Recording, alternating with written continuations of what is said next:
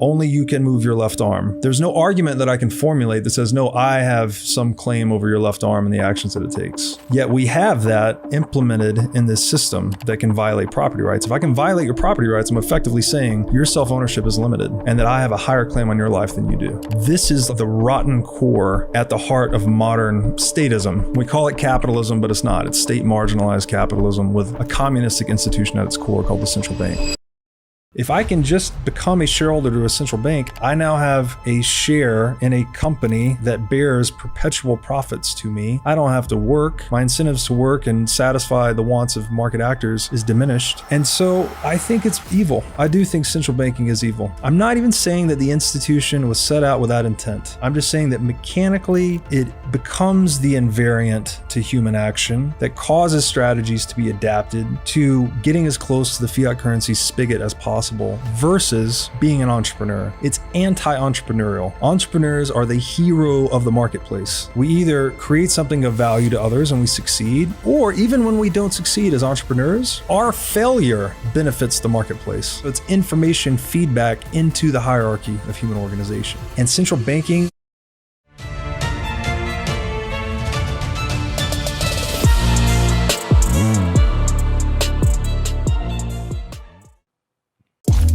Robert Breedlove, welcome to the show, man.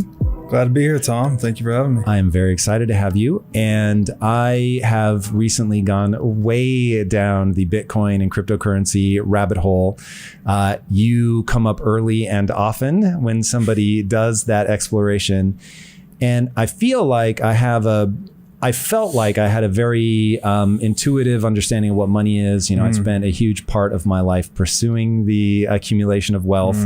And then you hear the phrase from you, which stopped me in my tracks, which is inflation is theft. And it didn't make sense. Like, it wasn't that I disagreed. It was that I couldn't make the sentence make sense. And I realized that I always thought of inflation, and we're going to get to answering the question around what is money, why Bitcoin is useful, all of that. But to me, to attack that head on doesn't work as well as talking about why inflation is theft, because I had mistaken it for a fundamental property of nature. Right. I just never thought beyond that inflation exists and it's roughly 2% a year, and that is what it is. Yeah. And then I encountered Michael Saylor and him talking about hyperinflation. I was like, wait a second, what? Because I literally told my money manager, I want to be as close to my money buried in the backyard as humanly possible during COVID, right? Because I didn't know where that was going to leave us. Why is inflation theft? And maybe what is inflation? Yeah, it's I don't think you should feel bad not understanding it at the outset. I actually have argued in some of my writing that it's a euphemism. You know, the idea of economic inflation sounds wonderful. You want your house to become more valuable. You want your portfolio to appreciate. You want things in general to go up in dollar value. How they actually do that, though, is very important. You want them to be value producing assets. Inflation, though, and this is a word that really gets twisted because it's got a lot of different meanings. Do you mean price inflation? Do you mean inflation of the money supply? And the way, when I use the term inflation, I like to refer specifically to arbitrary increases in the supply of fiat currency. So what's happening in that instance is that the actual unit of perception we're using to value assets, the dollar, is being diminished. And fiat currency, for people that don't know, is just money backed by the government. Fiat currency, the word fiat means by decree. So this pretty much means because I said so under the veiled threat of force. And yeah, it is, you know, this gets a little bit deeper into the history of money, but the dollar originally was issued to make gold, which was money selected by the free market, more convenient, to make it more portable, make it more transactable. Very difficult for us to settle in physical gold at every transaction, right? So if you abstract that gold into paper, it makes it much more convenient. All right, really fast, because I think these are important pieces to put together. So you said very quickly that gold was what the market had decided on. Yes. Why? That's a deep rabbit hole. We can go, that's the what is money question. Yes. Yeah, I think we have to at least define what it is that made the market select gold and for thousands of years. let me answer the fiat piece and then I'll go back to the gold. So we abstract gold into paper to make it more transactable, more convenient, faster, and more portable, frankly, which is one of the properties of money we'll get into about gold.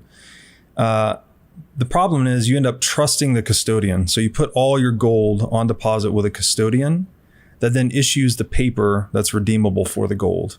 And over time, this becomes the most alluring source of power for governments or anyone that can command force. They want to control that source of economic power because it's a call option on everything, which is one of the definitions of money, by the way. So you go from a full reserve currency, where each dollar is redeemable for 1 unit of gold, to fractional reserve banking, where there's an excess of paper beyond what the gold reserves can justify themselves, to post-1971 is fiat currency, where it is not redeemable for gold whatsoever. So one answer for what is fiat currency, it is an irredeemable government debt certificate undergoing slow motion default via inflation while its use is forced on all of us, on free economic actors. No one would ever voluntarily hold a fiat currency. Why would you ever choose to hold a money that someone can arbitrarily diminish? I can answer that question. And I think this becomes part of the debate around what this is going to look like in a post-fiat world. But the answer is that you trust the government, that you were born into a system where the government seems stable and trustable. Your parents did it. And so it's like a promise made by somebody that you trust implicitly.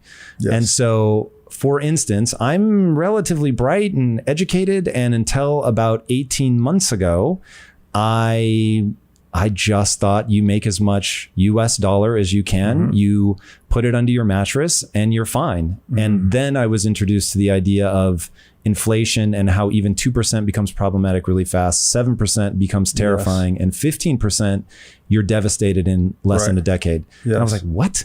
So that put me on this mad scramble. As somebody who never wanted to learn about investing, I was like, I'm good at making money. I have no interest in learning about finance or investing.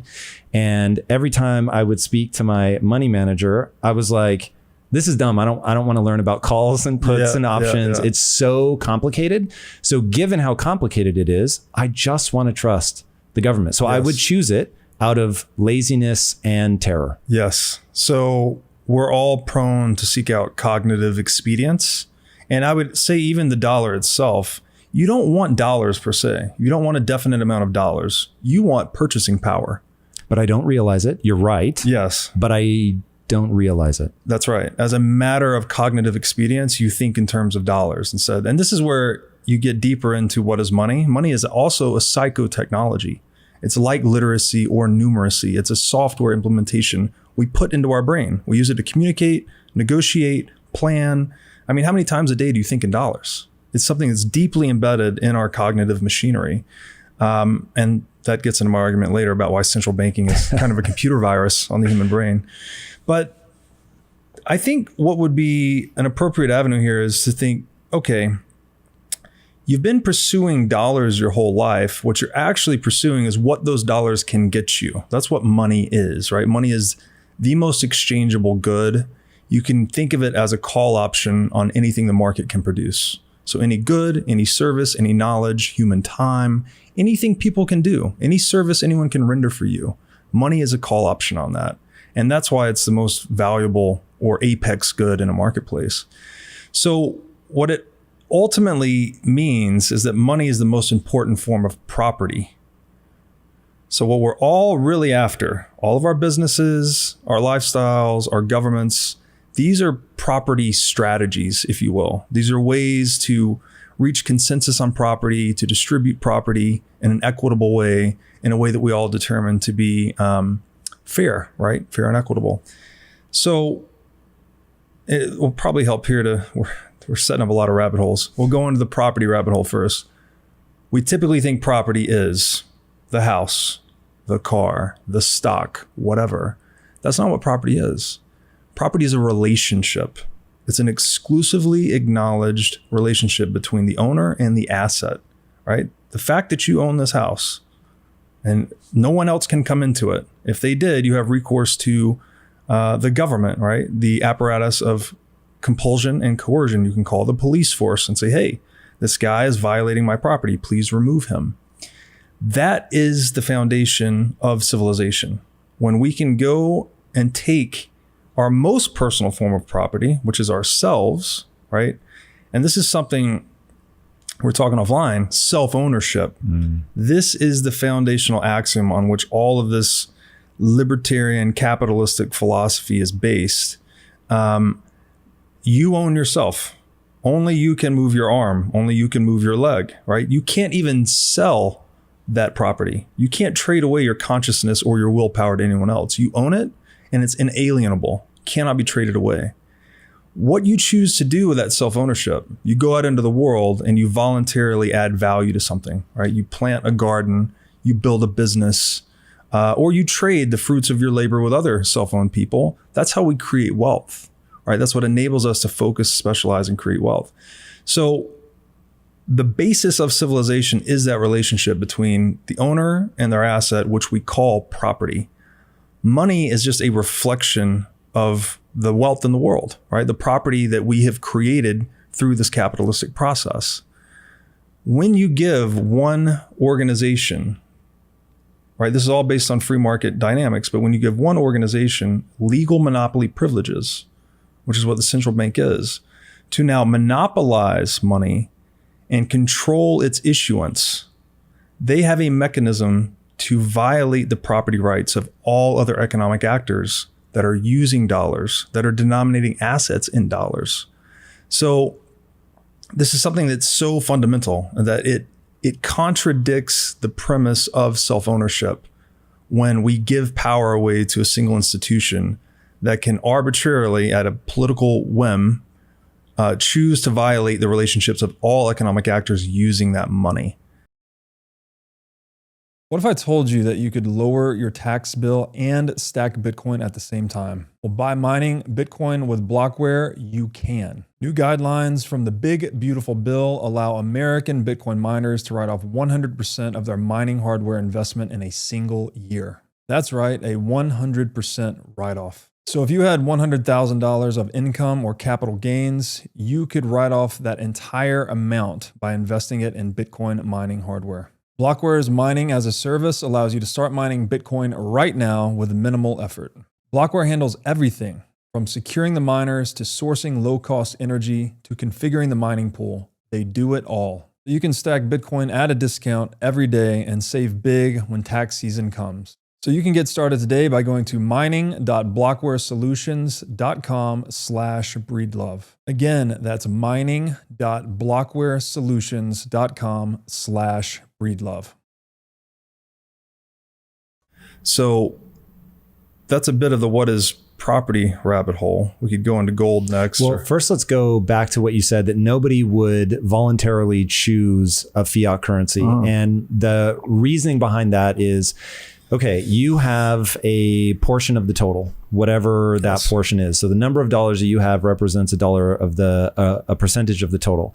If they can change the total at any time, they can dilute you. And so your perception is that the value of your house is going up, but the reality is the value, the buying power of the dollar is going down. That's correct. And so it creates the mental equivalent of an optical illusion. Yes. So you think, oh my God, I'm winning. This is amazing. Yes. But in reality, you have opted into a system where human beings, like you said, arbitrarily make a decision as to whether or not they're going to inflate that by just. And this was, I am embarrassed by how recently I thought this. I actually asked somebody, and this I think less than a year ago, I said, where do they take the bags of money that they're printing? Like, whose doorstep are they dropping them off at? And of course, the answer is it's a database and it's just a data entry. Right. But even that, whose data entry are they changing?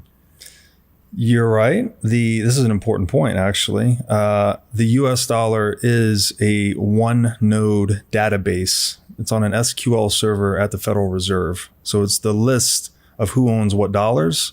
And there's one group of individuals that update it for everyone else arbitrarily.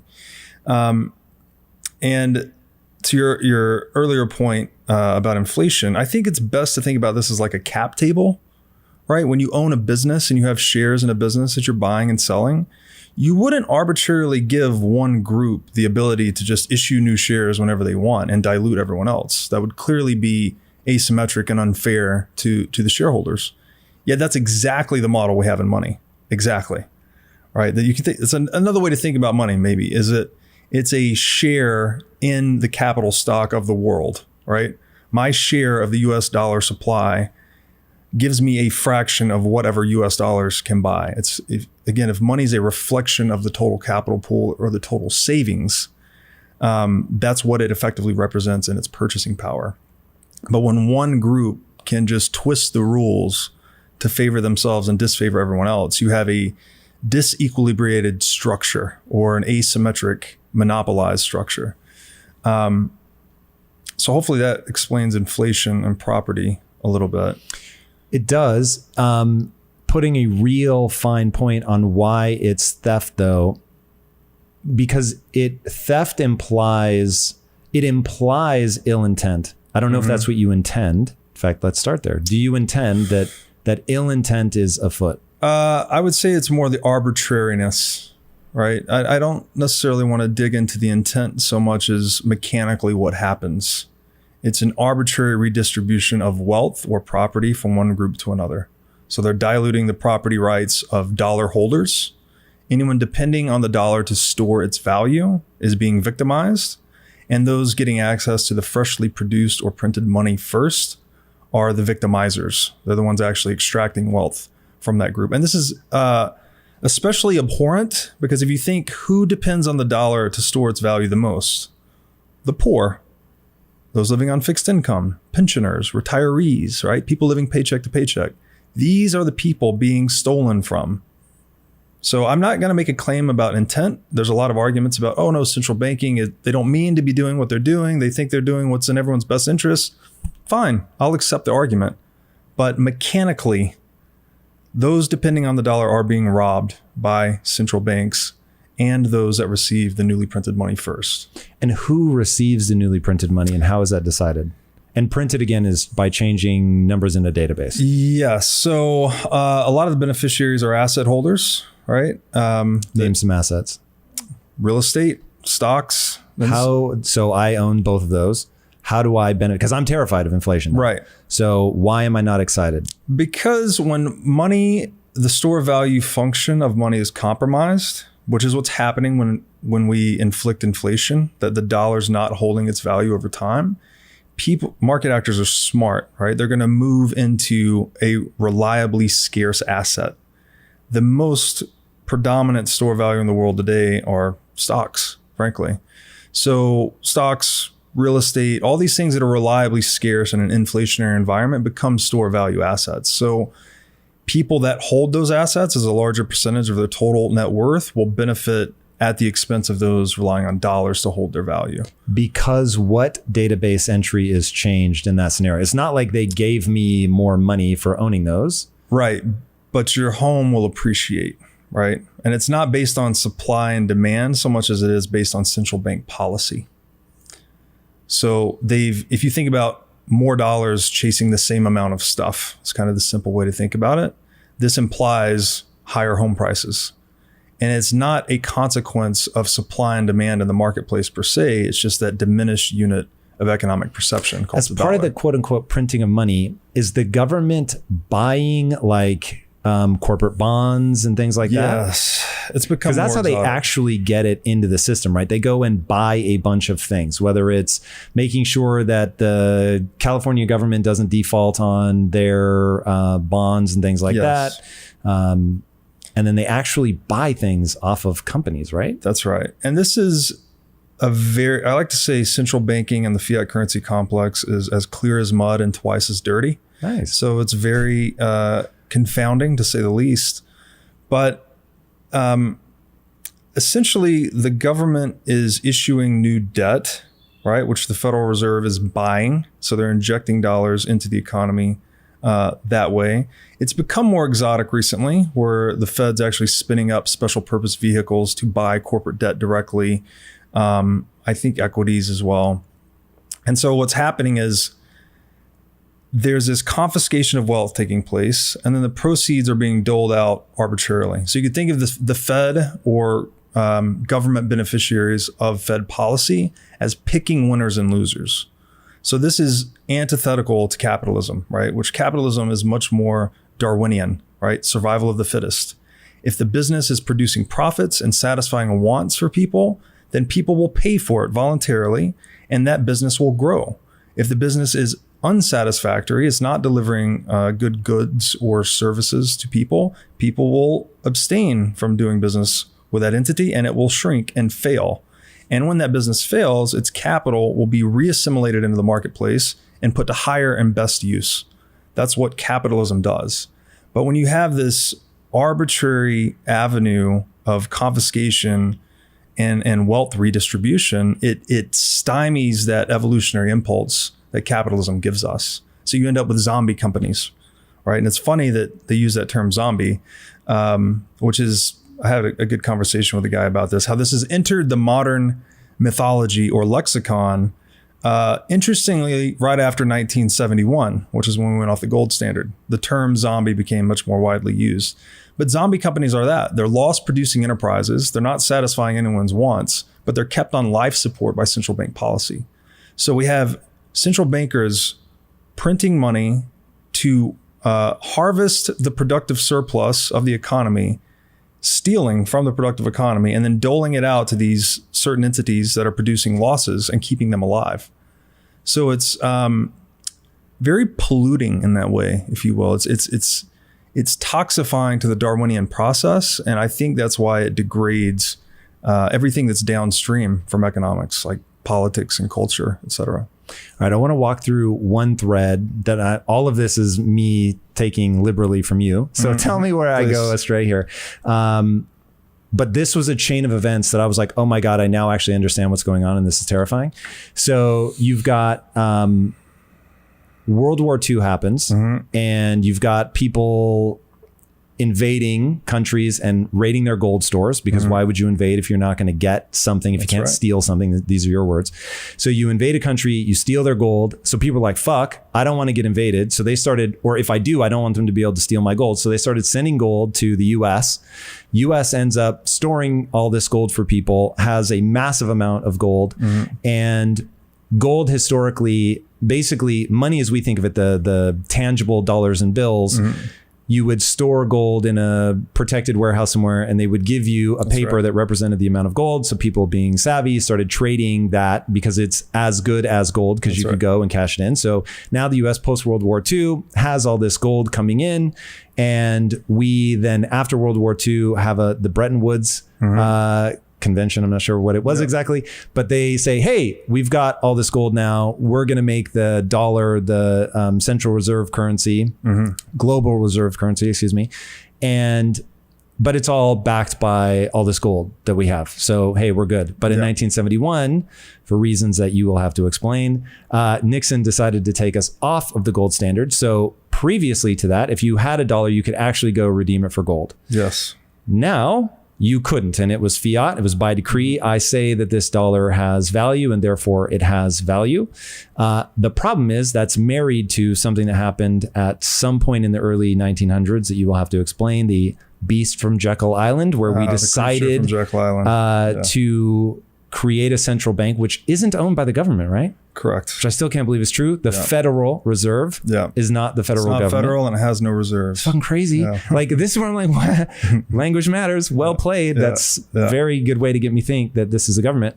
All right. So we now break with the gold standard. And so we can literally print money. So as me, the ignorant guy that spent his whole life trying to make money, knows nothing about investing, I make the money. I think I am safe actually putting it under my bed, only to realize that there's actually somebody that has the ability to go go burr, right? And they can press a button and it just makes more money. And therefore, with more money floating around, you've got more people competing to buy that loaf of bread or whatever. So the cost goes up, as one would naturally expect. And so now, even though I theoretically have my assets are going up and I have more money, but I either have the same buying power, so it's just an illusion, or I actually have less buying power and it's actually devastating. And so now we get into this crazy making loop of it seems like I should be getting ahead, but I'm not getting ahead. I think of inflation as being a natural act, but really in the background are people making these decisions, and we will grant them that they are being kind. Yeah. They're trying to do something nice. They're trying to level out volatility, if I had to guess, is actually their motivation. But they level out that volatility by creating debt cycles and devaluing the currency, which you are saying mechanistically, it just isn't different than theft. But when people think of redistribution of wealth as a good thing, is that just another crazy making thing? Or are people right to think that, no, this is good, we should be redistributing the wealth? Well, that's a good long question. I would start with Certainly this. A long question. Yeah. So let's do this. Wealth redistribution, first of all, no one ever thinks it's a good thing when they're the target. No one ever wants to be redistributed from. No one ever voluntarily gets redistributed from. That would be giving up value or wealth or capital for nothing in exchange. I don't say no one ever, but typically no one ever will enter that agreement, let's say. So maybe we'll track this arc. We'll do what is gold? How did we get gold? Why and how central banking was introduced. And then we'll get into really what's happened post 1971. So, and I love this question, by the way. What is money, right? This is the name of the show. And this is I think the key to incepting these ideas into people, or at least getting people to question their socioeconomic reality such that they can peel back the layers of this onion and see through some of these euphemisms we've been given. And one definition of money, this is the Austrian economic definition, is that it's a universal medium of exchange. So again, capitalism is built on free exchange. It's built on voluntary action, right? Self-ownership. You go out into the world, create things of value, you trade them with other self-owned people. The result is we create more output per unit of input. We become more efficient acting in concert than we do acting in isolation. This is the division of labor. This is the reason wealth and riches exist, because we specialize and we trade with one another. In that process, something necessarily becomes most exchangeable or most tradable, right? By definition, if we're all trading with one another, there's going to be a single asset of that flurry of trading activity that is the most liquid asset, the most tradable or exchangeable asset. That is money. That's how money emerges in the marketplace. It is not a government creation. It has nothing to do with government other than the fact that they monopolize it and try to control it to control people. And when you look at money from that first principle standpoint, and this is from the Austrian school, there's a deep, long literature on this, you'll see that money needs to exhibit 5 key properties. And this is an important point. We typically think that we want the thing, right? We want the table, we want the car, whatever. But we don't. We want the services the thing renders to us. So you could think almost in the world of economics, there are no such thing as goods, if you will. I know there are goods, I know there's tables, I know there's cars, but what we are after is what services those goods provide to us. So when we look at money, the 5 properties that market actors voluntarily favor, you could also think of as the 5 services we seek from money, are divisibility, durability, recognizability, portability, scarcity. So I'll walk through each one of these. Money needs to be divisible. Pretty obvious. You want to transact at different scales. You want to buy coffee in the same day that you go and buy a house, right? So you'd like to be able to give someone a coin or send someone a wire for $10 million to buy a house. Pretty obvious. Money needs to be durable in that it's not going to corrode over time. If you put a bunch of gold in a safe, it's not going to decompose, right? The half-life on gold is way longer than matters to any of us. If you put a bunch of oranges in the safe and you were using that as money, that's going to rot pretty quickly. So clearly durability matters. Money needs to be recognizable, which means that each trading party can verify its authenticity, So at every transaction, and I'm handing you dollars, you can certify either with that little pin they mark on dollars to make sure it's a legitimate, U.S. Federal Reserve issued dollar, or if it was gold back in the day, they had different techniques for assaying the gold's authenticity, making sure it wasn't lead plated with gold. In fact, the name sound money, which you've probably heard in your explorations of the rabbit hole, that referred to the sound a gold coin made when dropped a certain way. So you could verify its authenticity by the sound it would create. And this is another reason we introduced coinage and currency, because to verify money at every transaction is a very significant transaction cost. Transaction costs are dissipative to trade, right? If we want to increase trade and increase wealth, we want to reduce transaction cost.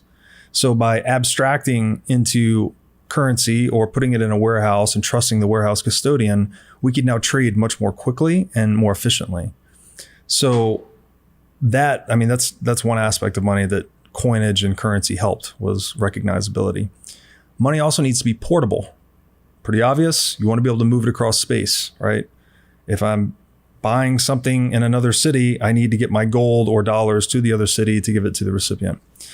Finally, and most importantly, money has to be scarce. And now we typically think scarce is purely a supply side function. That's not what scarcity means. Scarcity occurs when demand outstrips supply. So when there is more appetite for the thing than there is a supply of the thing. Okay, so oxygen, pretty important for human life. There's no price on it. Why? Not scarce. It's not scarce. The supply way outstrips the demand, right? Something like diamonds, not that important to human existence, yet has a huge price because the demand way outstrips the supply. The unique thing about scarcity and money is that money is always scarce because it's a call option on everything, all the capital, all the savings humans can produce. The heart of man is never satisfied. We always want more. Therefore, money is always scarce by definition. So what market actors tend to favor is the money that has the most inelastic supply. So this means the supply that is least subject to change by the willpower of others. That is what market actors will zero in on. And here, there's a number of ways to think about this.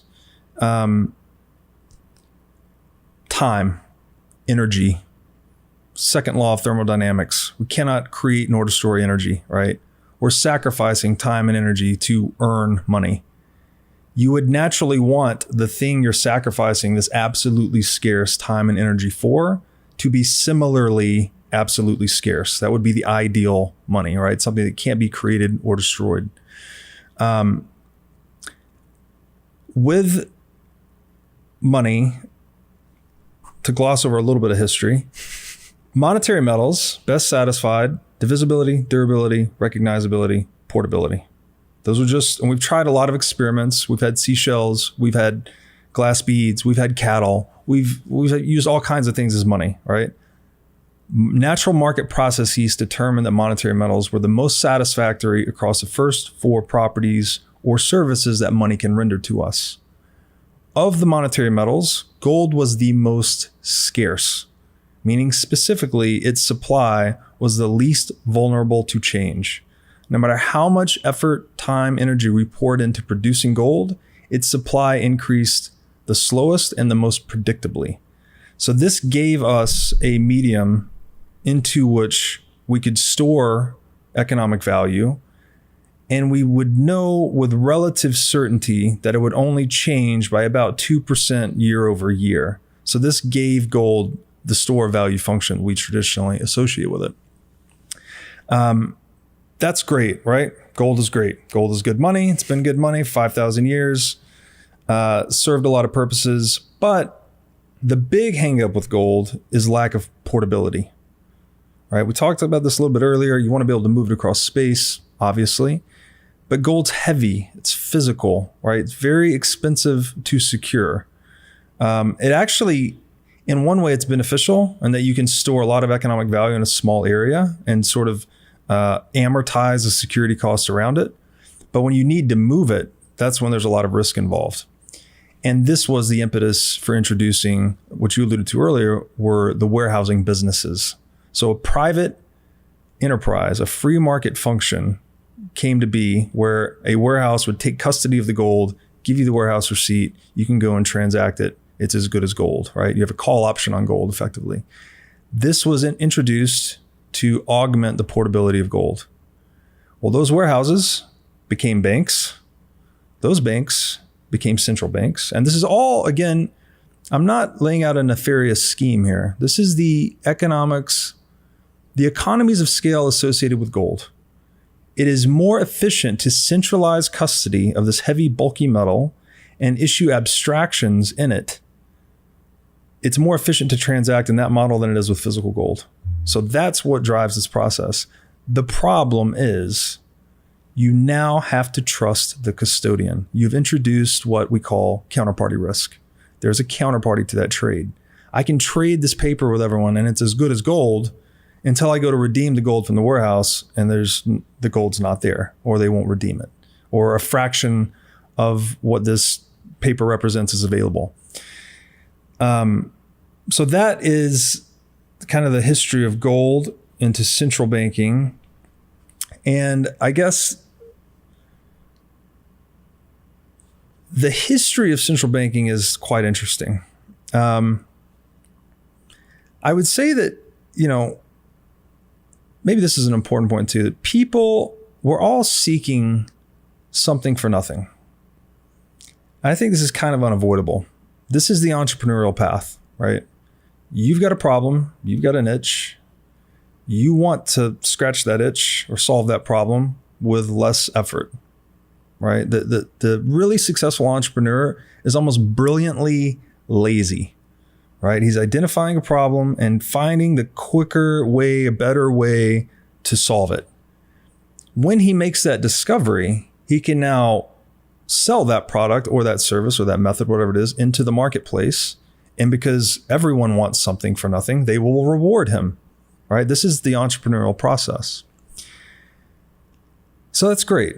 We all want something for nothing, and it's a valid, noble pursuit. The problem, I think, is when we cross that line of self-ownership or of morality, and we start seeking something for nothing from others, right? Someone else has planted the garden, someone else has built the business, someone else has mined the gold. And instead of me performing the work to create that value or earn that value, I figured that I can just go out and co-opt or coerce or take that property or that asset from that person. That's a path for me to get something for nothing. But it's the immoral path, right? So I see this as kind of like the driving force in most human action. We're trying to get something for nothing, but there's a line that can be crossed. And we talked earlier about self-ownership. I think that's the line. When you violate the self-ownership of someone else, that's the problem. Central banking sort of came about as this natural institution to augment the technological limitations of gold. It wasn't portable, right? But when you put that much power, you concentrate that much power into one institution, it becomes noxious. It becomes corrupting. It becomes irresistible for some people of lower scruples anywhere in the world to seek that seat of power. And this is what I think has really started to deteriorate the monetary system. And if you look at the history of central banking, it's a lot of leveraging one another, right? You talked about a lot of the gold ending up in the United States. This was also pre-World War II. A lot of it has to do with the balance of payments among countries, which are just inflows and outflows of capital. But particularly when things got hot in Europe, a lot of gold started coming into the US.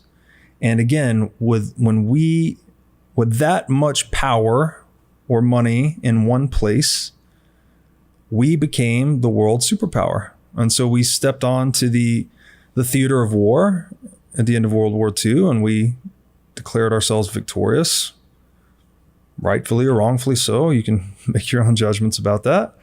And then we rewrote the rules of global banking to favor the United States, where the dollar is pegged to gold. All of the currencies are pegged to the dollar. So what this gave the United States is the infamous exorbitant privilege as has been called, to be able to print money. We could send these paper certificates out into the world and have them send us goods and services in exchange. Ad infinitum, right? Until the system breaks down. Countries had the option to call our bluff, though. They could accept these dollars, but they could redeem them for gold if they thought we're being irresponsible with the monetary policy for printing too much money. Well, countries started calling our bluff after 1944. We had this huge economic boom. And then, again, glossing over some history, I think it was Germany that tried to repatriate some gold. So they tried to redeem dollars for gold. And then we had the infamous 1971 Nixon shock that said no more gold redemptions.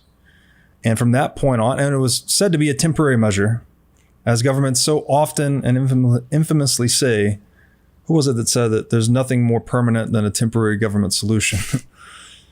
Here we are exactly 50 years later in 2021, deep into this global fiat currency experiment led by the United States. And things have really come off the hinges. I point people on this topic to this website, WTF happened in 1971.com. This is not just economic, right? It's socioeconomic. There's, obesity rates have spiked, drug addiction, suicide, clearly indebtedness, right? When you think this is tied to coming off the gold standard? As the Austrians wrote a long time ago, the monetary standard and the moral standard are inexorably linked. And this gets back into property and time preference. When money's losing its value over time, we're all incentivized to be more short-term thinking. This is a de-civilizing force.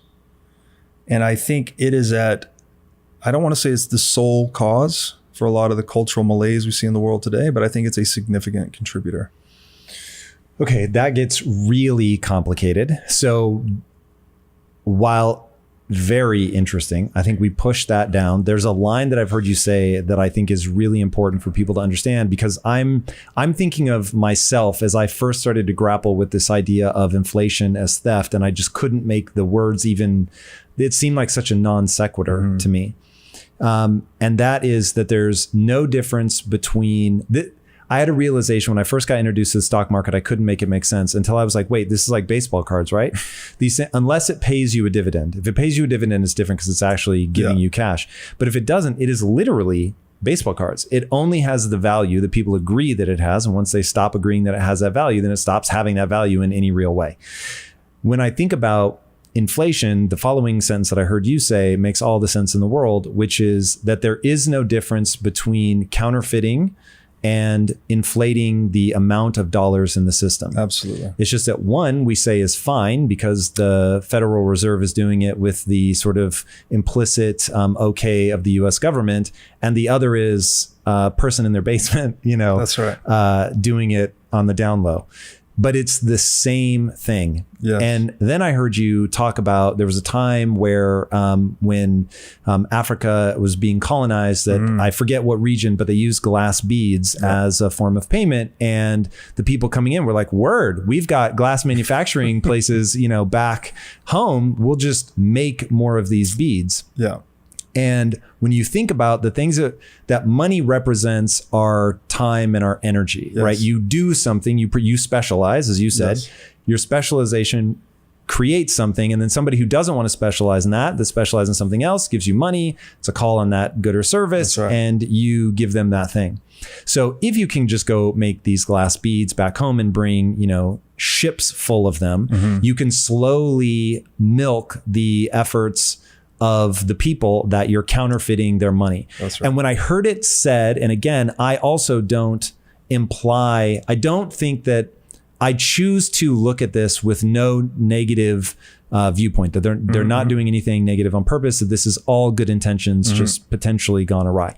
But when I heard it explained how you would do it if you were nefarious, I was like, oh my God, because you suddenly understand that there's this extractive nature of, I'm either getting you to do this for free or because if nobody ever realizes that the glass beads are fake, then you just have inflation, right? If you give me that thing in exchange for glass beads that the next person goes, but these are counterfeit, then you really lost. That's right. But if I'm just slowly devaluing it Yes. because the prices are going up because, wow, there's just so many glass beads everywhere. Which first would feel like an embarrassment of riches. And then suddenly you'd realize, wait, everything is just re-normalized. And either I can afford the same thing or again, I can afford less. Then I was like, oh my God, now I understand how inflation is theft. And then you really do get into, I think it was Andrew Jackson punching a banker in the face. You have to understand what happened on Jekyll Island. So it's like, before we get to the sort of morality side of all this, which is fucking fascinating, and I really hope that we don't run out of time before we get to it, I want to understand Jekyll Island. Why would Andrew Jackson punch a central banker in the face? Like, because I grew up in this system, it seems natural. Yeah. But there was a time where this was like, governments, even by government agencies or government actors, were like met with such suspicion. And the founding fathers and how they were like, yo, you have to be so careful of governmental overreach. It's like, we don't have that same vibe today. Yes. What happened on Jekyll Island? Yes. Okay. Great question. I'd like to first reinforce the point you just made that inflation is legalized counterfeiting. Counterfeiting is criminalized inflation. This is not my opinion. This is, in fact, mechanically how it works. And in the piece you're referring to, Masters and Slaves of Money, I wrote about this debacle in 16th century Western Africa, where they were using glass beads as money. And I think this history gives you a good foundation for understanding what's happening today. It was really technologically difficult to make glass beads at that time in Western Africa. So they had reliable and predictable scarcity, a la gold, as we described earlier, but only specific to that region. European explorers arrive and they quickly notice, hey, these glass beads are being used as money to, as a call option on all the wealth this area is producing. We can produce these glass beads in bulk back in European glassmaking facilities, very low cost, to the point where they started packing ship hulls full of glass beads.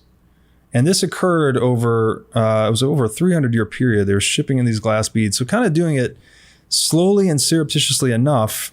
There was resistance, actually.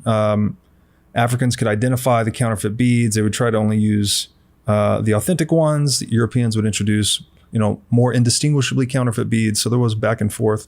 But over time, what happened was this multi-century usurpation of African wealth by European explorers through the counterfeiting of money. And what I mean specifically here by counterfeiting is that delta in cost of production, right? The cost of production was high for glass beads in Africa. Therefore, they had reliable scarcity. Therefore, they had reliable market value and utility as money. The cost of production in Europe was low. So they could inflate the supply really quickly and use it to basically disrupt the hard money system, if you will, in Africa. When I say hard money, I mean it's hard to produce. But it was not hard to produce for Europeans, so therefore they could usurp the wealth. And this points to a key property of money, is that the market value of the money is going to converge to its cost of production over time.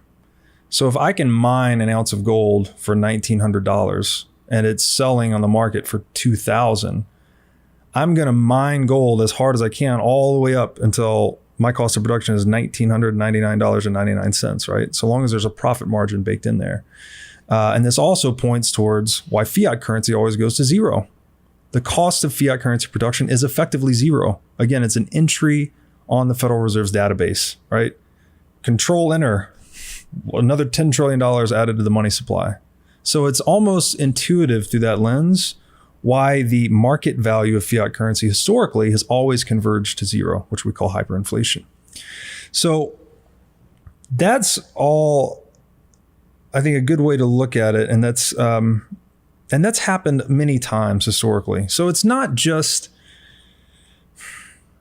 purely that these Europeans are set out with nefarious purposes per se, but there's a dynamic in money where it needs to be costly to produce to support its market value and therefore support a sustainable trading economy. If it's cheap to produce, then it will be, the market will be flooded with the money and it will hyperinflate essentially. And so that process, again, is why people settled on gold. It was the most difficult thing to produce. So the other thing that happens here is that when you're increasing the money supply, like it's very common today in the US, we think, oh, there's not much inflation, food hasn't gone up a lot, whatever. But what you're not seeing is that markets, if they're functioning properly, we should actually have price deflation over time.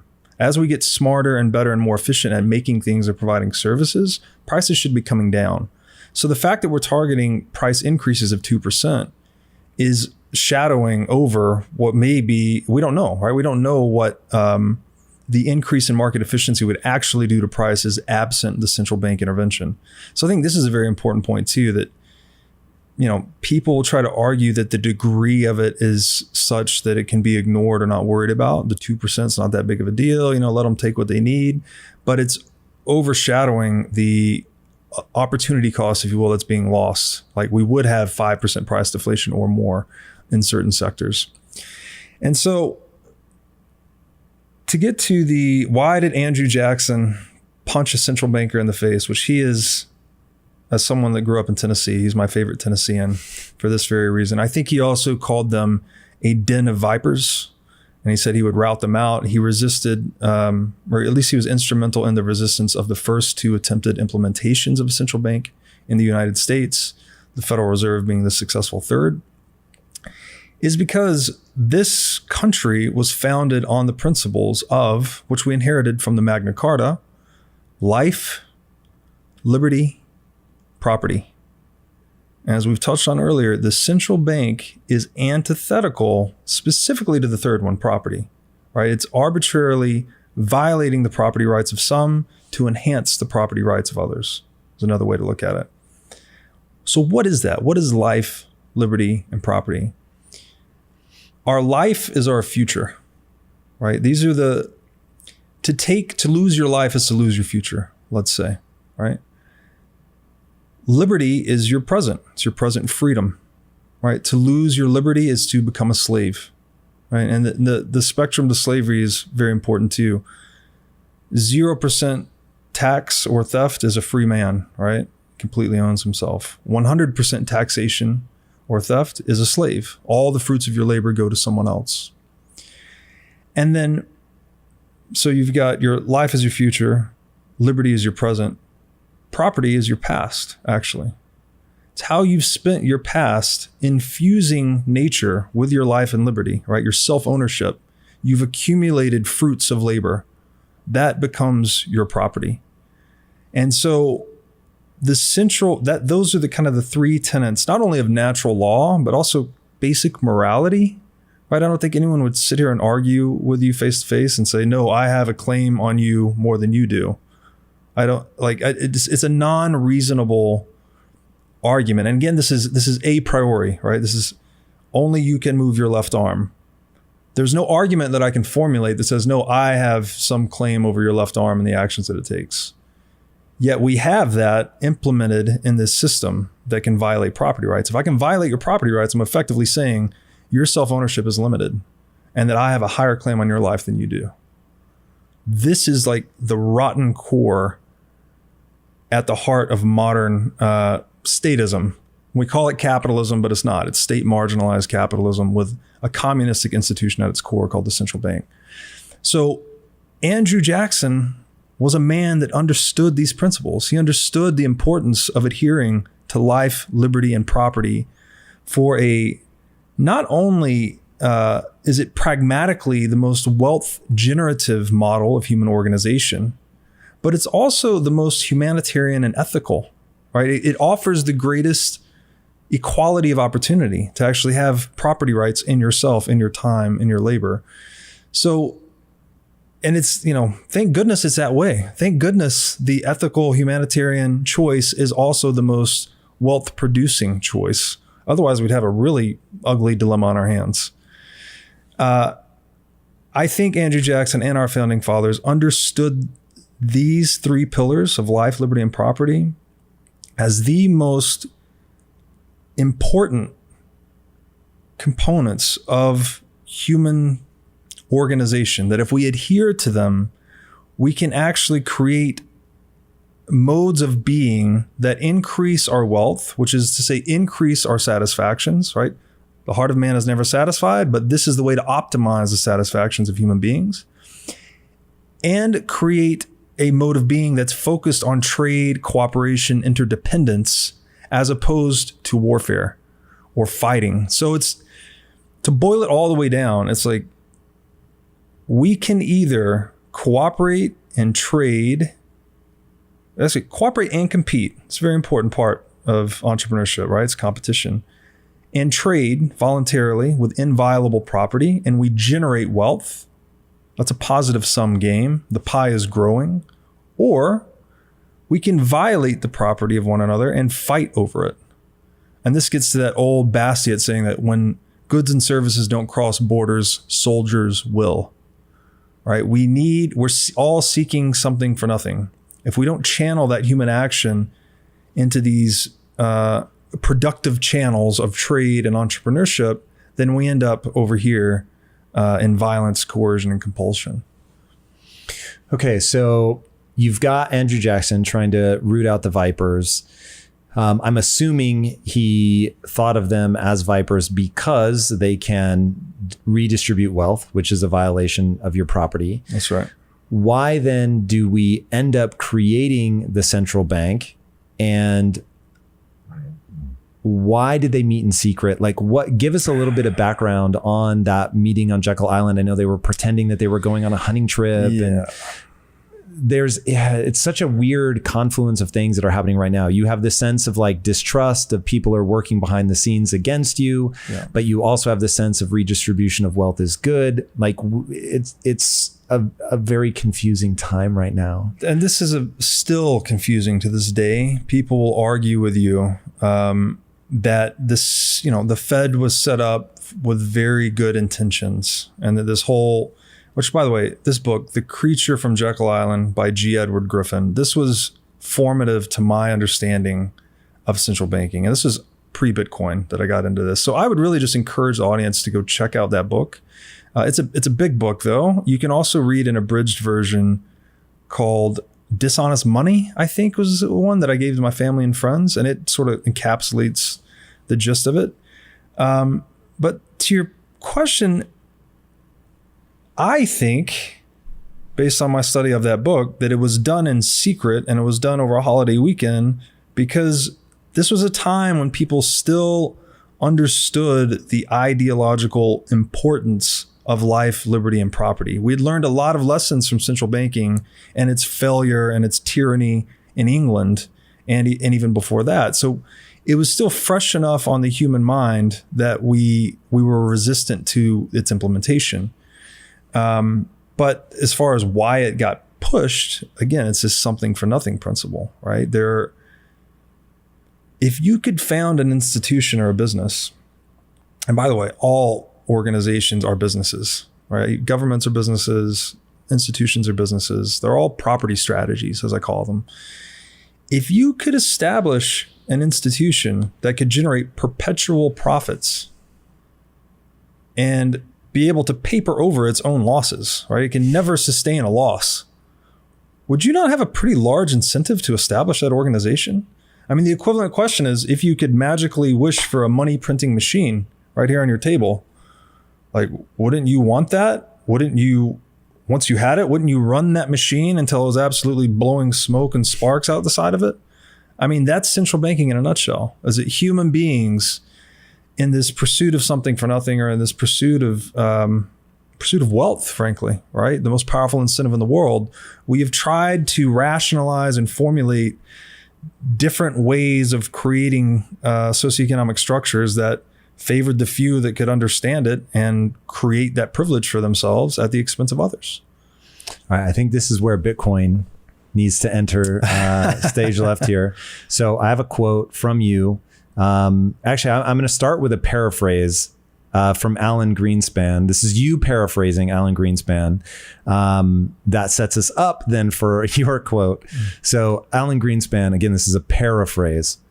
A sound store of value must be made illegal. Otherwise, fiat currency would not be competitive. So you've got this idea of, so a sound store of money, you talked about, you drop that coin, but basically that the amount of it is fixed. Inflexible supply. Okay, so that's sound. Now, this is your quote, which I love, and I think sets us up for understanding why the Bitcoin guy who has Bitcoin tattooed on the inside of his arm, like the most painful place to get a tattoo, says this. This entire system we've built is a complex of unintended consequences, and Bitcoin is an immune response from the collective economy.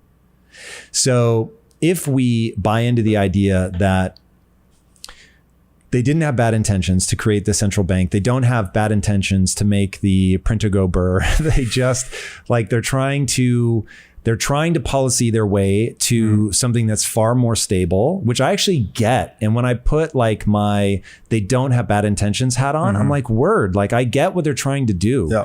And I'm grateful that I've grown up in a super stable environment where I was able to go from, sort of lower middle class to generating real wealth in my life. So for me, it worked, right? I was able to jump class, all the things that I was promised with the American dream, I was actually able to do. And so I'm like, yo, that stability is amazing. I didn't ever have to use weapons to build my company, which is a whole side thing that I've talked about before, where I had former drug dealers working for me. Long story. There's a whole reason why I think it's amazing to give people a second chance. So anyway, they were telling me stories of people trying to confiscate their product, right? Which for me would have been protein bars. So it was like, whoa, the thought of somebody showing up with shotguns to take my protein was that's crazy. That's a hard way to do business. Yeah, right. So it's okay, this is all work for me. I like this stability. So when I have that hat on, I'm like, I get what they're at least trying to do. But when you try to engineer a system, whoa, the number of things that go wrong where you can change, whether it's ecological and you're trying to do something and it has, 10 different knock-on effects, or whether it's with money and it has different knock-on effects. Why though is Bitcoin the immune response? Yes. It's funny you read that line. I don't barely remember writing that. Well, I heard you say it. So whether you've read it or written it or not, I can't say. But in a podcast, you said... So these principles that the United States was founded upon, again, that have been refined from the past, from the Magna Carta. One of the most important, if not the most important, is that principle of inviolable property, meaning, again, property as the relationship between yourself and the value you create or the fruits of your labor, which is the foundation of the scaffolding that lets you climb the socioeconomic hierarchy, right? From, as you said, lower middle class to where you are today, was because you knew that you could hold the value of the value you created and use it to scaffold yourself upward. If that foundation were not stable, right, at least to some extent, there would be no way for you to have upward mobility. So again, we're back to property rights being the basis of civilization itself. They're pretty good here. They're pretty good in the US. You can open a bank account. You can put dollars in it. Your property rights will be violated by inflation. When the Federal Reserve is printing money, you're going to now need to outpace inflation with some other investment. Otherwise, your property will be diluted. You don't have full property in that money, because if you try and wire it to, I don't know what countries are on the OFAC list today, Iran or something, they'll block you and say, no, you can't do it. So you don't have full rights in that property. You are being surveyed. You don't have full privacy, but you have pretty good property rights, right? Relative to the rest of the world. Bitcoin is the first permanent implementation of this principle we've been refining throughout human history of inviolable property. It actually cannot be violated in any way. No one can produce more than 21 million Bitcoin. So and I've argued this in some of my writing, that although it's an invention, we've actually discovered something with Bitcoin. We've discovered absolute scarcity for money. So if we're back to those 5 properties of money, in terms of scarcity, Bitcoin is absolute. It's not relative, right? It doesn't change. We know with, nothing's People argue with me about this. It's not absolute. Everything's probabilistic. True.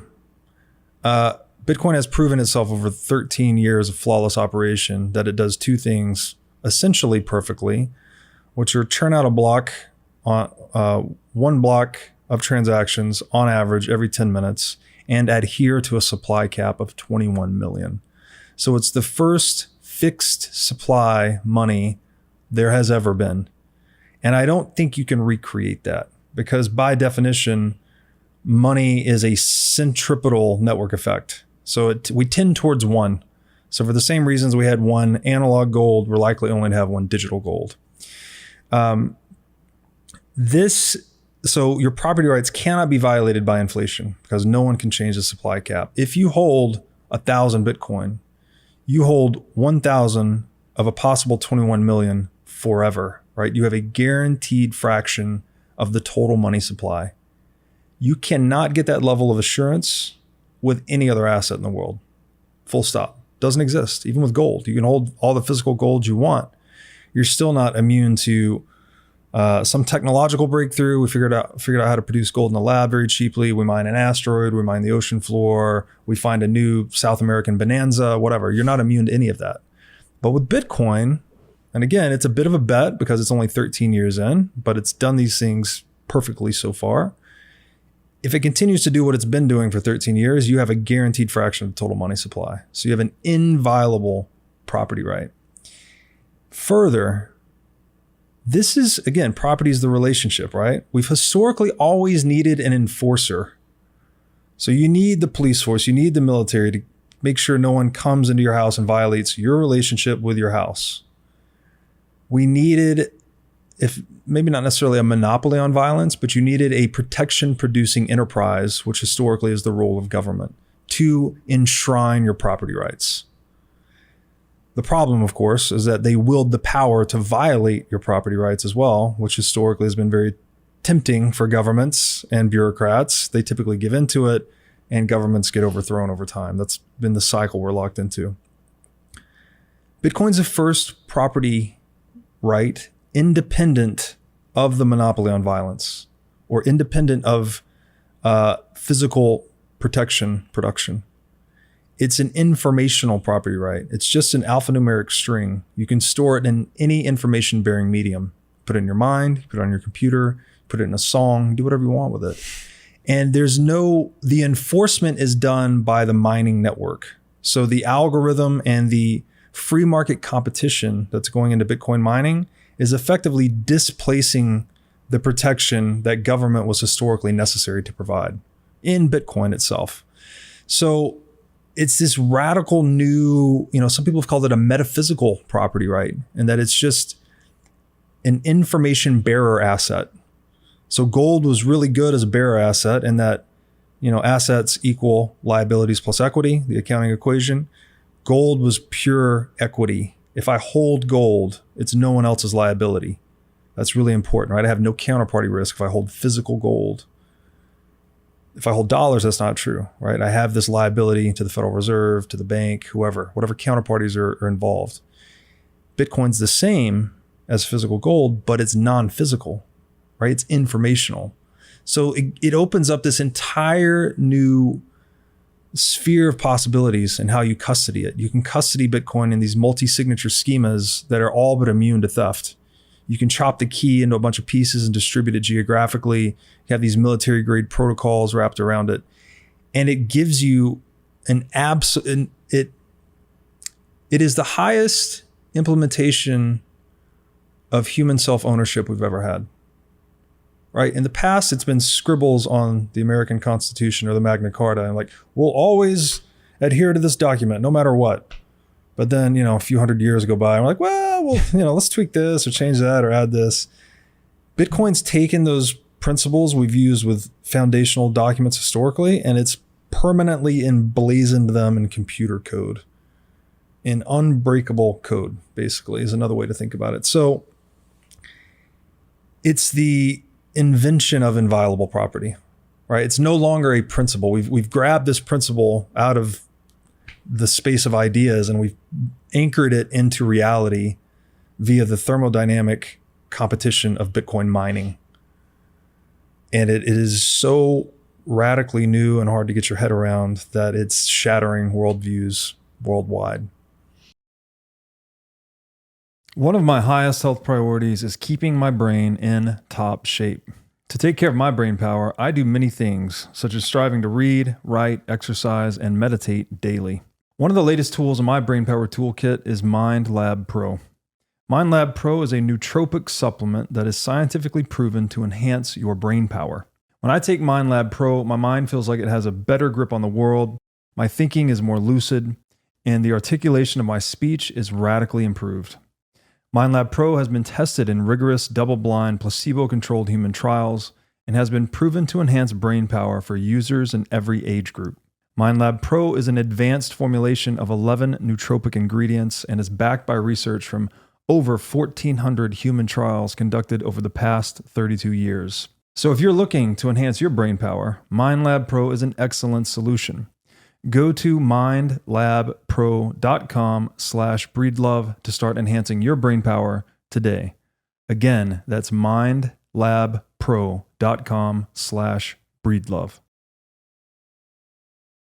Yeah, it really is difficult to wrap your head around. The part that starts to be a little unnerving for me is, all right, if the government has coming to existence to solidify the will of the people, to protect you, to protect property, but then over time it begins to involve itself in that property, and you're in a fiat position now where part of how they get the control is through money, and now you have the first true sound money, and it has the inelastic properties that make it, the soundest money of all time. The question that I had for Michael Saylor that he answers very differently than you is, aren't the governments going to get really upset about this, that their only real option would be to either mimic it, in which case now I have that counterparty risk because it's a government that created it versus this sort of mythical creator that poof has disappeared, and other than whatever units he or she or they have is not trying to engage in the system in any way, shape, or form, couldn't change it even if they wanted to. How do we avoid the government coming down with an iron fist and saying, yeah, this is illegal now? Yeah, I do view this a little differently than Saylor, who's absolutely brilliant. I think his position in general is that they'll exist side by side, fiat currencies and Bitcoin. And I tend to agree in the medium term, and I think that's happening today. Bitcoin's an almost $1 trillion asset. It exists side by side with countless or hundreds of fiat currencies, let's say. However, in the long run, I think Bitcoin, and again, we're back to that, the difficulty in understanding it is because it is so far outside our worldview, right? The idea of gold being disrupted. Gold is almost the only game that humans have ever played in a way. It's foundational to all of our institutions. It's a 5,000-year-old technology that's so old, we forgot what made it valuable. Everyone knows it's valuable. How many people can tell you the 5 properties of money and why gold was selected? The idea that that's being disrupted by this 13-year-old digital upstart is pretty wild. But I think that Bitcoin is an innovation as significant as the Gutenberg printing press, actually. And I think the implications of its emergence will be similarly disruptive to institutions in the world. This is late in the 15th century, I believe, when the printing press was invented. The 500 years prior to that, there had been roughly 10 million books printed. All of a sudden, this super cheap and efficient way of reproducing books is invented, the Gutenberg printing press, which was a composite of other inventions, by the way. It wasn't really a breakthrough in itself. It was one guy or guys put together 4 or 5 different other inventions and made this thing work. Similar to Bitcoin, actually. That's what Satoshi did. He pulled together things that already existed, but just put them together in a radically new package that we call Bitcoin. 10 years after the invention of the printing press, 10 million books were produced. So the amount of books produced in 10 years equaled the amount produced in the 500 years prior. What did this do? This led to the rapid proliferation and dissemination of literacy, numeracy, again, psychotechnologies, right? These modes of systemizing our cognition that actually increase our ability to cooperate absent or independent of institutions of the day, which the dominant institution of the day was the church. They owned a monopoly on knowledge effectively via the scriptoria, which is where, or scriptorium, I may be saying that wrong. You can make it up. I have no fucking idea. I've never heard that word before in my life. They used to have monks copying books by hand, right? So to produce one book took a lot of labor. Books were a luxury item. But all of a sudden, due to this innovation called the printing press, the cost of book production plummeted. Books become much more widely dispersed. And the church at first didn't realize this existential threat. Once it did, it actually tried to clamp down on the printing press, which created an interesting dynamic that we actually started producing books on how to produce the printing press. So it saw that this is a good allegory, I think, that when the institution tries to clamp down on the disruptive technology, the subversive technology, let's say, it actually drives it to its highest and most useful form of subversion, actually. So the result of that was a lot more thinkers, a lot higher quality of thinking, variety of thinking, and in general, it created a market for heresy, right? This led to Martin Luther penning that, like, why do we need you? Individuals can now have this independent relationship with the Word of God because they've developed literacy and whatnot. They don't need to go through this middleman of the church. And the printing press effectively led to the dissolution of the church as the dominant institution in the world. So we had separation of church and state and all the benefits that created in the aftermath. I think encryption technology, and this is deriving a lot of this from the book, The Sovereign Individual, which I've recommended highly, is similar. That it actually disrupts functions of the government that we needed the government previously for. We can now provide with code, Bitcoin being an obvious one, right? We needed the physical enforcer for property historically. Now for money, the most important property, you don't need that enforcer anymore. So I think that Bitcoin, its emergence will actually lead to the dissolution of the nation state as the dominant organizational model for human beings. Every time I hear you say that, and I may regret saying this out loud, but every time I hear you say that, I'm like, shh, shh, shh. Like and look, I know that also would be its own form of social engineering to hey, don't tip off the government, let this happen, give it more breathing room. Yeah. And so there would be unintended consequences there.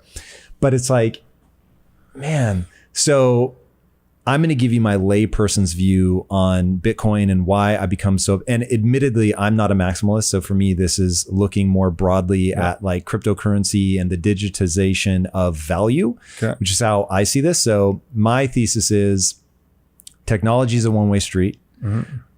We will find anything that can be turned into code will be turned into code for reasons such as that you can create absolute scarcity. You can now have a blockchain that will track ownership so everybody knows exactly what's going on. There's a transparency to the ledger that we don't have to be slaves to as many laws of physics. You're still going to be tied to energy production. But once you can tap into the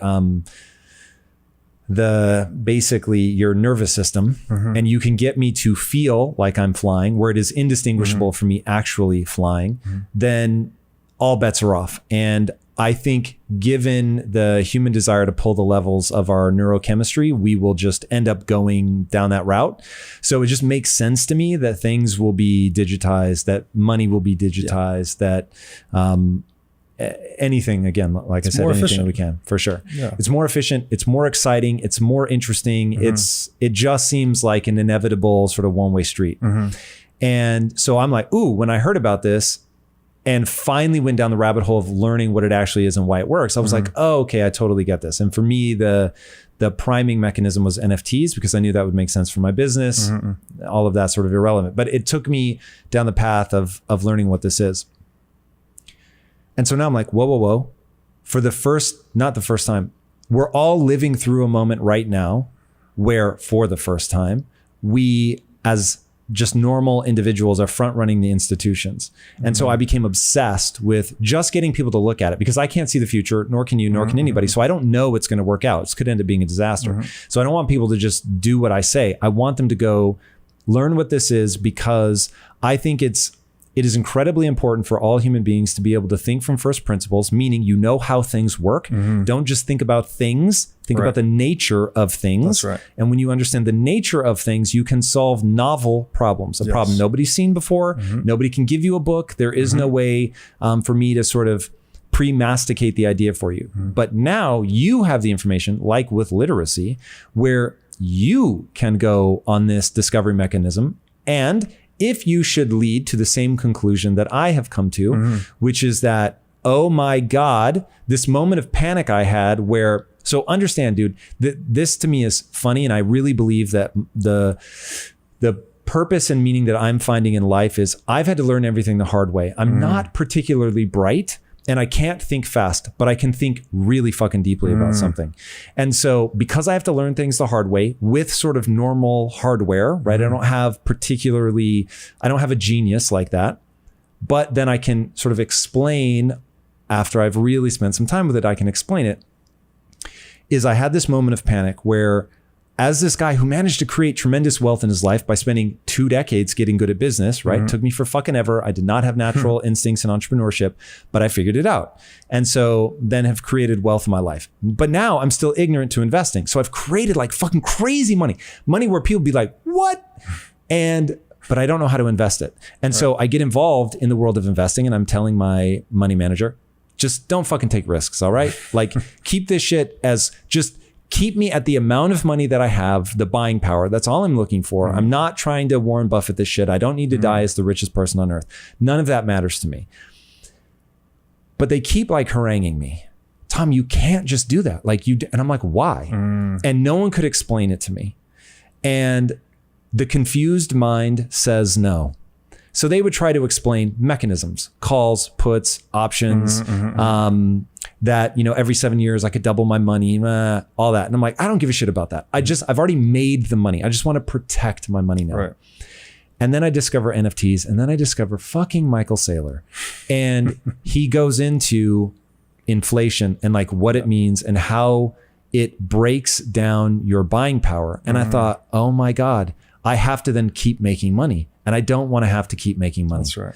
So then I'm like, God damn it. And so I'm looking at inflation and I'm saying, here's one thing I find really fucking distressing. No one can agree on what's happening. So I'm like, then it's not super obvious. You've got Michael Saylor, who's like, Tom, you're going to be broke in 62 days. And then you've got, other people that are like, come on, like it's, we're only around 2%. Like this is all madness. And then you've got people that are in between. And then I find you, and you actually explain what inflation is. And now I'm at first principles. Now I understand it. Now I know what's happening. Now I'm really freaked out. So now my moral obligation goes to 100, but I'm like, Breedlove, will you shut the fuck up? You're going to like get the government, like they're going to freak the fuck out and they're going to clamp down on this shit. Yeah. And now I'm legitimately like, whoa, what do we do? Because my hope is that you're right about the thing and you're wrong about either the speed or the amplitude. Meaning you're probably right that on a long enough timeline, government takes on a new shape, but it happens over 5 or 6 generations. It doesn't happen in 20 years, which that would be literally bloody and terrifying. But if it happens over 100 years, then I can see it where it just changes the dynamic between us as sovereign individuals and the government. Because quite frankly, I don't think most people want sovereignty. Not 100% sovereignty. Yeah. And I'll explain it through Bitcoin. I know I'm supposed to put it on my cold storage device and put my cold storage device somewhere very safe. But I kind of prefer it on an exchange because I want them to deal with like the security and all of that, because I'm sure as hell not storing it in my house because I don't want to incentivize somebody to break in. So now I've got counterparty risk of like, I'm storing it at a bank. Like, where am I putting this fucking thing? So I realized, whoa, like I trust myself a lot, relatively bright, very hardworking. Like, hey, if anybody can figure it out, I can figure it out. And I still want somebody else to deal with it. Yeah, and that's analogous to wanting a government to be the one to come in and protect my home. I don't want to need a gun. You know what I mean? Shit like that. I want a government to deal with some of these things. Yeah. And again, as a means of either a cognitive expedient or outsourcing security, like that's natural. We want that. And I should make the important point. It's not black or white. It's not like banks or Bitcoin. You actually have Bitcoin banks. They already exist. NYDIG and all these other guys, they're just taking custody of Bitcoin now, giving you traditional banking services, but on a Bitcoin standard. The other aspect is you don't have one pot of Bitcoin. You can put a little with this bank, that bank, this bank. You can spread out your counterparty risk, keep some in self-custody. I mentioned multi-signature earlier. That might be a little bit beyond the scope of this conversation, but you can actually get redundancy plus self-sovereignty. So you could trust yourself, but not make your house a target by using a multi-signature setup, which I think is the most useful schema for custodying your Bitcoin, because you get, again, redundancy. You don't have single point of failure, but you also don't have counterparty risk. And that's going out to like my friends or my family and saying, hey, you 5 or 6 people, you also have to sign for this to be moved. And one of you hopefully goes, did Tom really want this? Right? That's what multi-sig is? Correct. Yeah. You're selecting your circle of trust, basically, and structuring it in a way that a majority would not collude against you, right? And that they don't probably even know who each other are. Exactly. And there's a whole lot of game theoretic considerations to that, but it can be done, is the point. And Bitcoin enables this. You can't do that with any other asset. So that's radically new. To your point about Breedlove, shut the fuck up. You're not the only one to say that, actually. People have a bit of reticence about maybe discussing the geopolitical implications of Bitcoin. But the way that I look at it is that these conversations are going to be had. It's just a matter of, are they being had behind closed doors, favoring those in the room, or are these conversations we're going to have out in the open, such that it does not produce such an asymmetric outcome? So maybe I'm wrong. I could be persuaded one way or the other. And I've had a lot of smart people give me really good criticism about it. But it seems to me that in the digital age, in the ethos of openness and transparency, that we discuss what we've done here. What world have we created for ourselves? How does this radical new asset or form of property change the game? And what are the geopolitical implications? What does this do in the broader span of human history to the institutions we've come to depend on?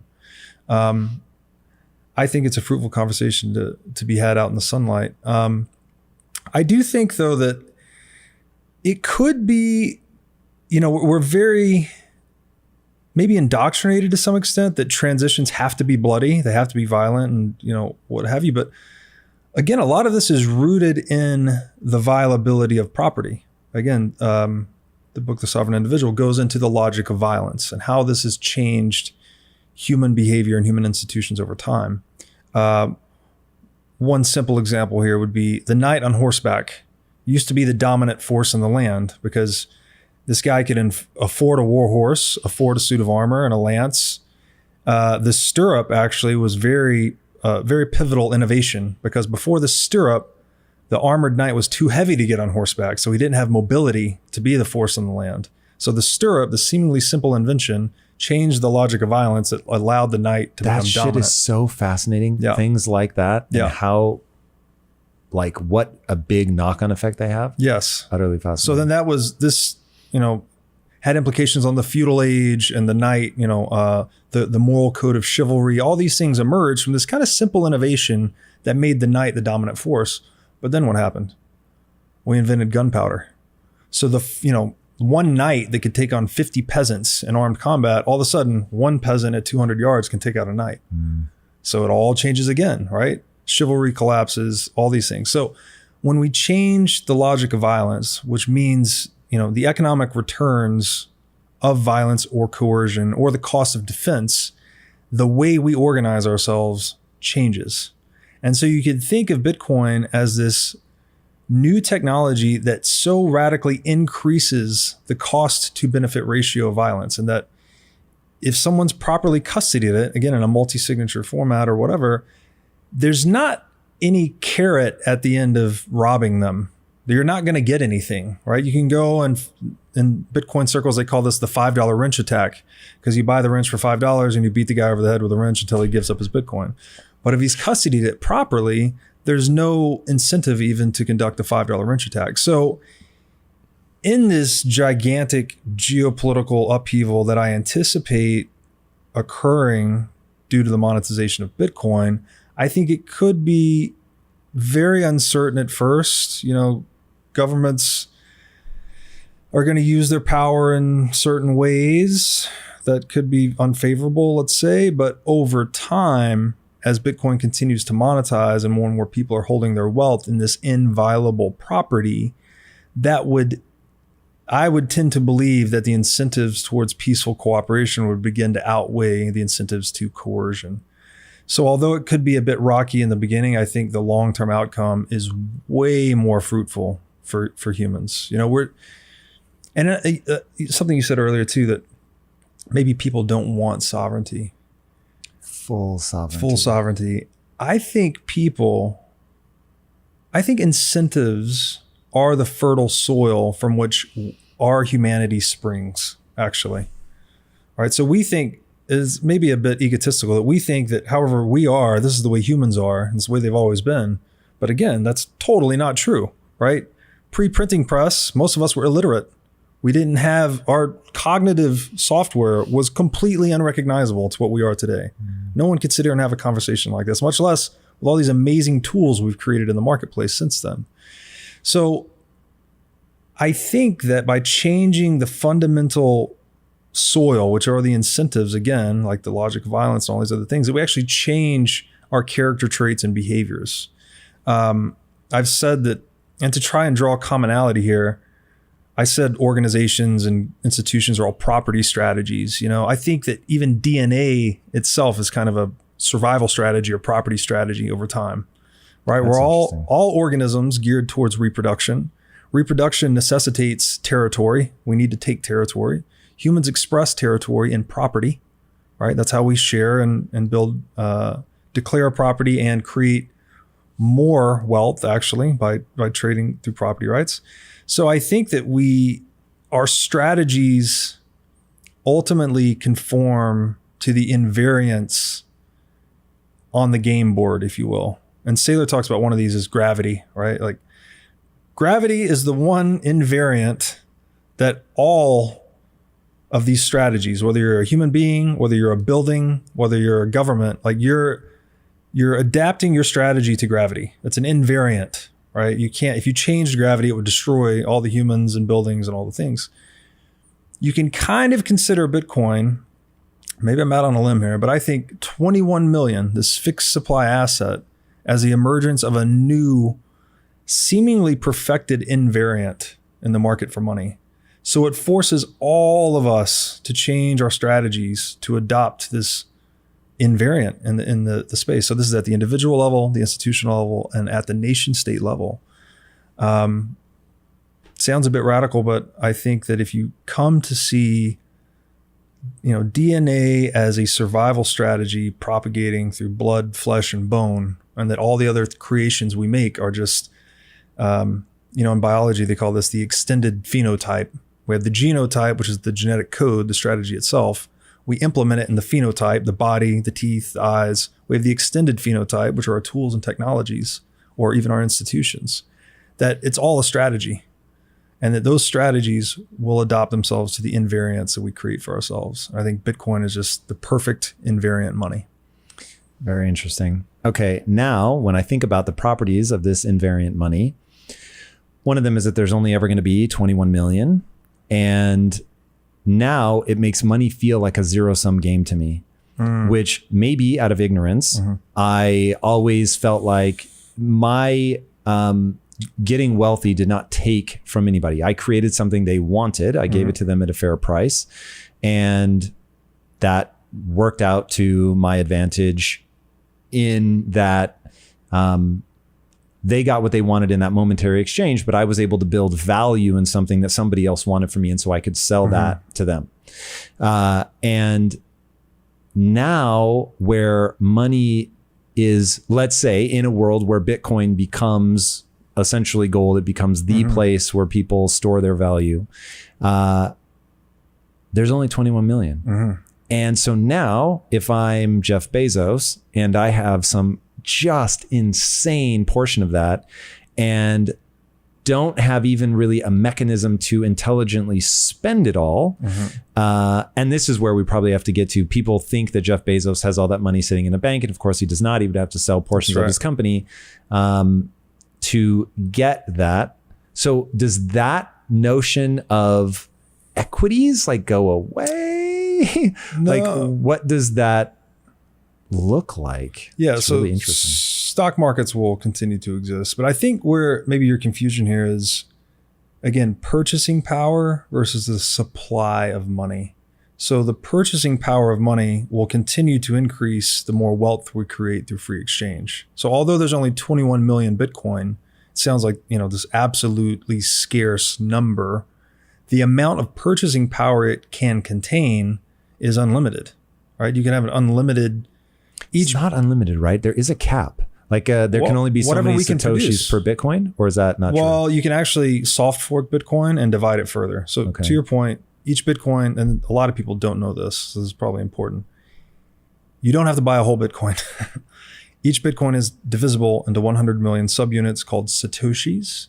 If ever that divisibility were inadequate, we're back to that property of money, divisibility. If that were inadequate liquidity to support economic activity, right? If Bitcoin were global money and one Satoshi were worth, I don't know, a car or something, you can soft fork the code, which is to say it's a simple software update, let's put it that way, to increase the divisibility of Bitcoin. So that's built into the code. That's built into the code. So Bitcoin is essentially, and that's one of the reasons it's better than gold, infinitely divisible. Right. It's only 21 million units, but you can infinitely divide it. Now, does that have the effect of printing more money? No. And this is another commonly misunderstood thing. People think that if you can increase the divisibility of it, then all of a sudden you're back into inflation, right? But the problem with inflation is the distributive effects of inflation. It's that this group is producing new money for themselves and you're not. When you just increase the divisibility of the money, it's like a stock split. Equally. Stock split, right? You had one share of stock, now everyone has 10. No one was diluted. Everyone was just increased the divisibility of their stock. That's essentially what the soft fork would be to Bitcoin divisibility. Now this is very important because people get this confused. The more productive we become as a global economy, the more purchasing power Bitcoin can contain. And that is unlimited. That is limited only by the amount of capital we can produce. Money as a... Well, you're going to have to define that then. Because if capital isn't money, what is it? Because money is a form of capital, but let me distinguish this. Non-money capital. Let's say all the other things, right? The buildings, the stuff, the cars, the factories, the equipment, all of the productive factors in an economy, non-monetary productive factors, which I'm saying loosely is capital here, say non-money capital. Money's a call option on all that, right? It's denominating the value of all these assets that are trading back and forth. But there's also this reservation demand for money. People are just holding money as a call option on all that stuff. So another definition of money, it's an insurance policy on uncertainty. The only reason people are holding money is for its option value. We don't know what's going to happen in the future. Therefore, what's the answer to uncertainty? Optionality. If I have no idea what's going to happen, I want the maximum number of options to deal with all possible contingencies. That's what money is. It's another thing money is. So if you think of money sorry, I'm talking with my hands here. Fixed supply Bitcoin over here, not changing, right? 21 million. But this capital stock, non-monetary capital, growing as we trade and produce more and more. This would imply the purchasing power per Bitcoin is growing, right? It's a call option on more and more stuff. This amount of stuff is limited by us. How much can we innovate? How much can we create? But there's no limitation on Bitcoin itself. And to the point of a Bezos or any individual actor holding an outsized portion of the money supply, that's capitalism. What we have removed, though, is the ability for Bezos, because he has such a large position in the money supply, to change the rules of the monetary network. Right? And that's what the Fed has effectively done. It's like, we hold all the gold. We're going to make the rules. Bretton Woods, 1944. We're going to award ourselves this perpetual free lunch on the productive economy for the right of monopolizing money, which sounds asinine because it is. That's not possible on a Bitcoin standard. So the fixity of rules, the unchangeableness or immutability of rules is the bedrock of peaceful and productive cooperation. And you know this, if you sat down at a table to play poker, and if the hand rankings changed every few hands and one guy was deciding, I mean, he would clean everyone out and that would be that. And you would never want to play the game again, right? You would want to go and find another game to play. Poker works as a game because the rules don't change. We can formulate strategies and compete with one another in a productive way. But if you want to drive people insane and really create a lot of conflict, just try changing the rules of the game every few hands. Now, this applies to any game, especially money. That's what inflation's doing, right? Nobody knows the rules of the US dollar. How many are in circulation? How many will be in circulation? Who's profiting? We don't even know exactly who the shareholders of the Fed are. What's their dividend? What are their criteria for deciding how many dollars to produce? Who's getting it first? Who's going to be the Fed chair next year? There's all of this uncertainty injected into managing the asset that's intended to be an insurance policy against uncertainty, that it's just oxymoronic in a way. And so Bitcoin, there's another way to look at it, is the most certain form of money we've ever had. And if money is an insurance policy for dealing with uncertainty, you would want maximal credibility in the properties of money to deal with that uncertainty. And that is Bitcoin. And that's why it's like people think you can ignore it or avoid it, or I don't want to hear about it. But it's like, if you prefer wealth to poverty, and if you depend on the marketplace for wealth, which is the only generator of wealth, then you have to pay attention to Bitcoin because it's monetizing. So there's a very special place called the farm at Okefenokee. It's a 1,000 acre regenerative farm community about 45 minutes northwest of Jacksonville, Florida. The farm is a completely off-grid community. It has total food, water, and energy independence. Everything on the farm is 100% organic, and it even features wild boar and bear hunting. The farm at Okefenokee is right next to the Okefenokee National Wildlife Refuge, where you can do camping and canoeing tours. So if you're like me and you're interested in the self-sovereign lifestyle, then you can get your own lot on the farm at Okefenokee if you tell them that I sent you. Once you get a lot, you can build one of 3 custom cabin options. So if you value freedom, self-sovereignty, and living in touch with nature, then join me and my family. We have lot number 21, and we're going to be building a cabin there starting December 2025. To learn more about the farm at Okefenokee, go to okefarm.com and make sure to tell them that I sent you. Okay. Now to go a layer I hope that even answered deeper. the difference between purchasing power and supply. Yeah. Okay. In fact, let me restate it, because as you were saying it, you were fucking melting my brain. So it's one of those that's so self-evident that once you hear it, you're like, oh my God, I can't believe I couldn't come to that on my own. But so basically it's everything that we create has some value. Mm-hmm. The way that we denominate value of all kinds is with money. So whether that's energy, water, air if you're on Mars, which was a joke I wasn't able to make when you said it the first time because I didn't want to interrupt you. Give them mea kohagen. all of that stuff is denominated in whatever the monetary system is. So in this case, dollars or Bitcoin. So it's an umbrella that by its nature encompasses all things. So as you produce more things, then it grows to encompass that you could buy all of those things, that everything has value that can be traded for that. Yeah, the more rigid the money supply, the more people will choose to store their time, energy, wealth there. And then if the capital stock, non-money capital stock is growing, then that would be reflected in an appreciation of the purchasing power of money. And this is like what gold has been roughly 1 ounce of gold is equal to a fine man's suit for like 100 years, right? But if you look at the price in dollars, it's gone from, I don't know, $30 to $1,200. That's interesting. I didn't know that. Yeah. I had an insight on that, but now it is gone, hopefully to come back at some point. So going to the sort of next layer deeper. So the book, The Sovereign Individual, which I've not read, but I've heard you talk about so many times. It predicts a lot of things that we're seeing. It predicted cyber cash, crypto, obviously. But it predicted social media. So what is the key insight to that book that allows it to predict all these things? And does it give us any insight moving forward? Yeah. It called social media narrowcasting as opposed to broadcasting, which I thought was interesting. It also predicted that as the digital age started to really progress, that governments would likely resort to pandemic-like situations to try and reinforce the validity of their borders. Yikes. Which is interesting. What year was this written? This was written in 1997. Whoa. Yeah.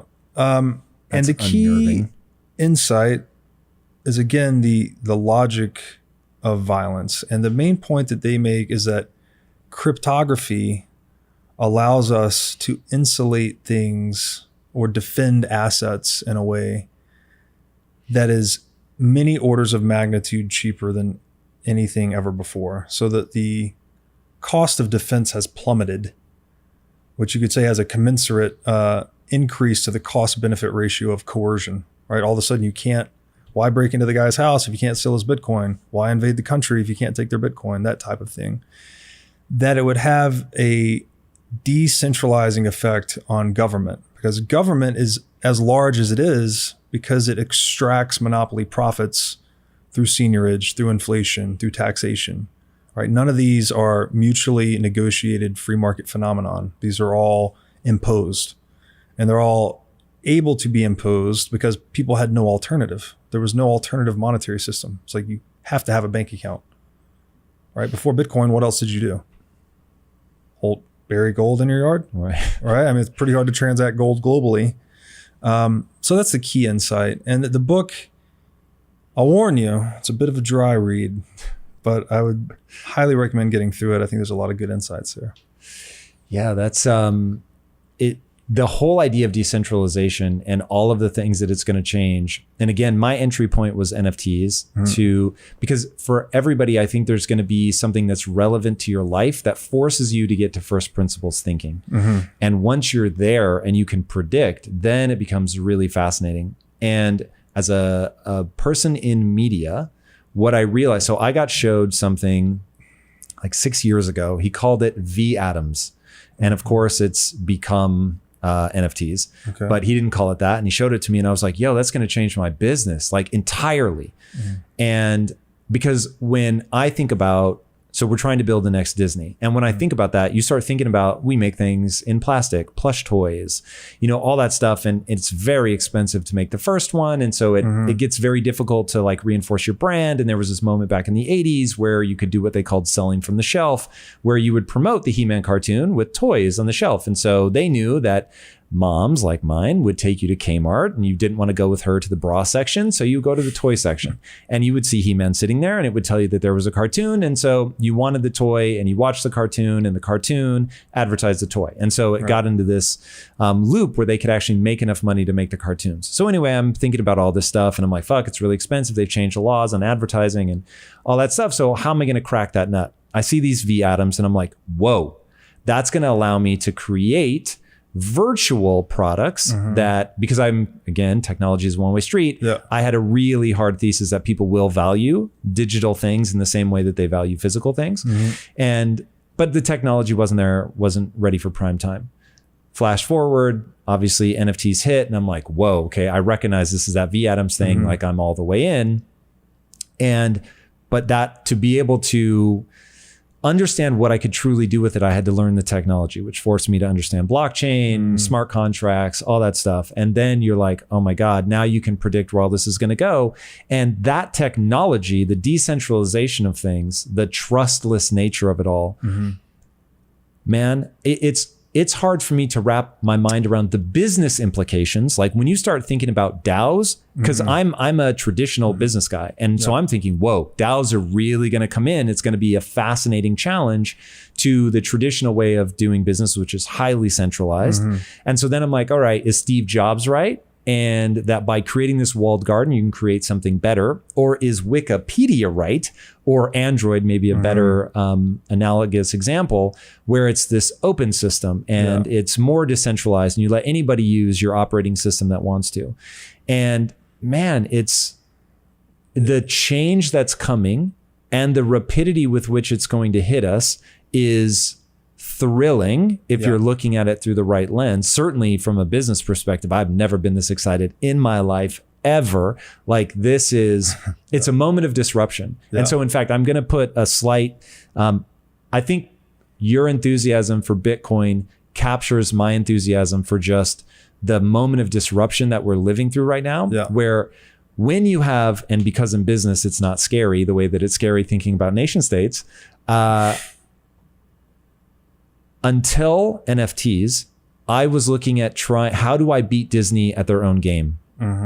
And so I told my team when we founded the company, I said, our job is to stay in business long enough to figure this out, because I don't right now see the path.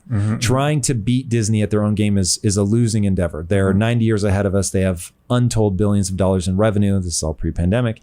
And they have billions of dollars in IP. And I was like, whoa.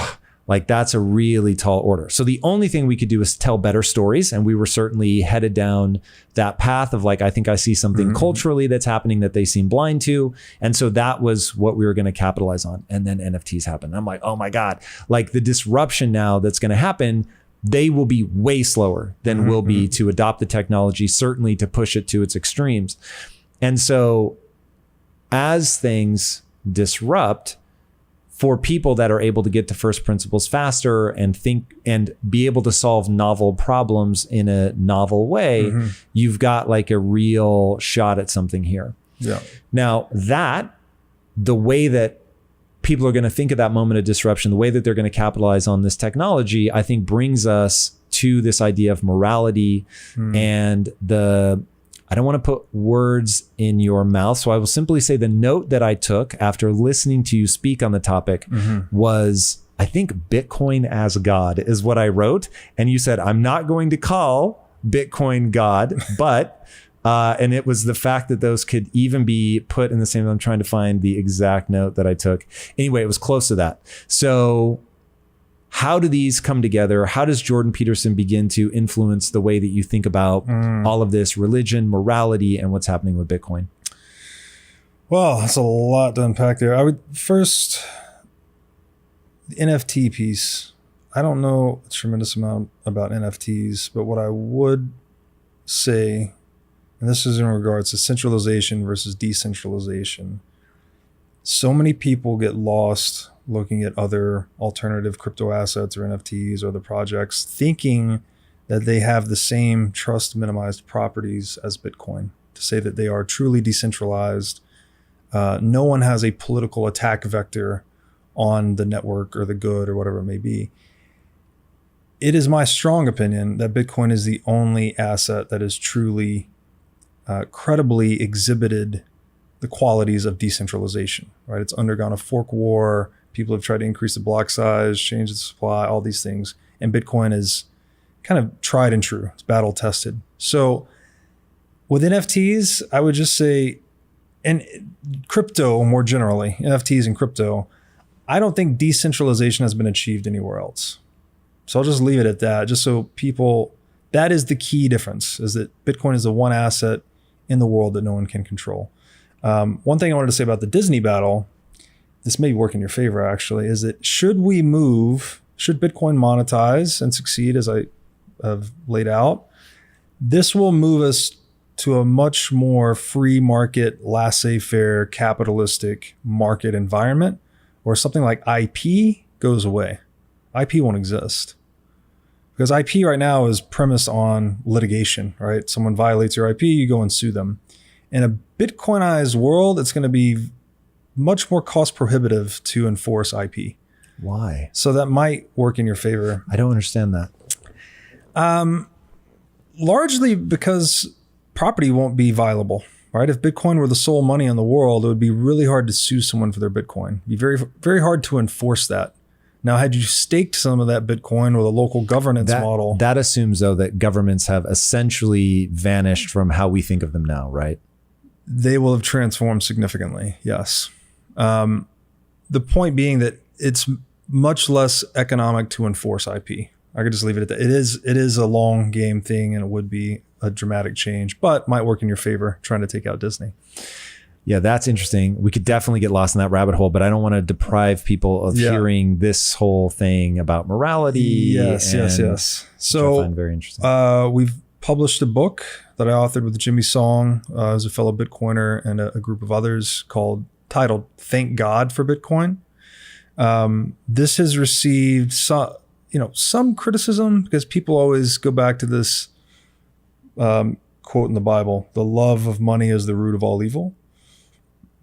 We're by no means advocating the love of money or the love of Bitcoin or that Bitcoin is God, by the way.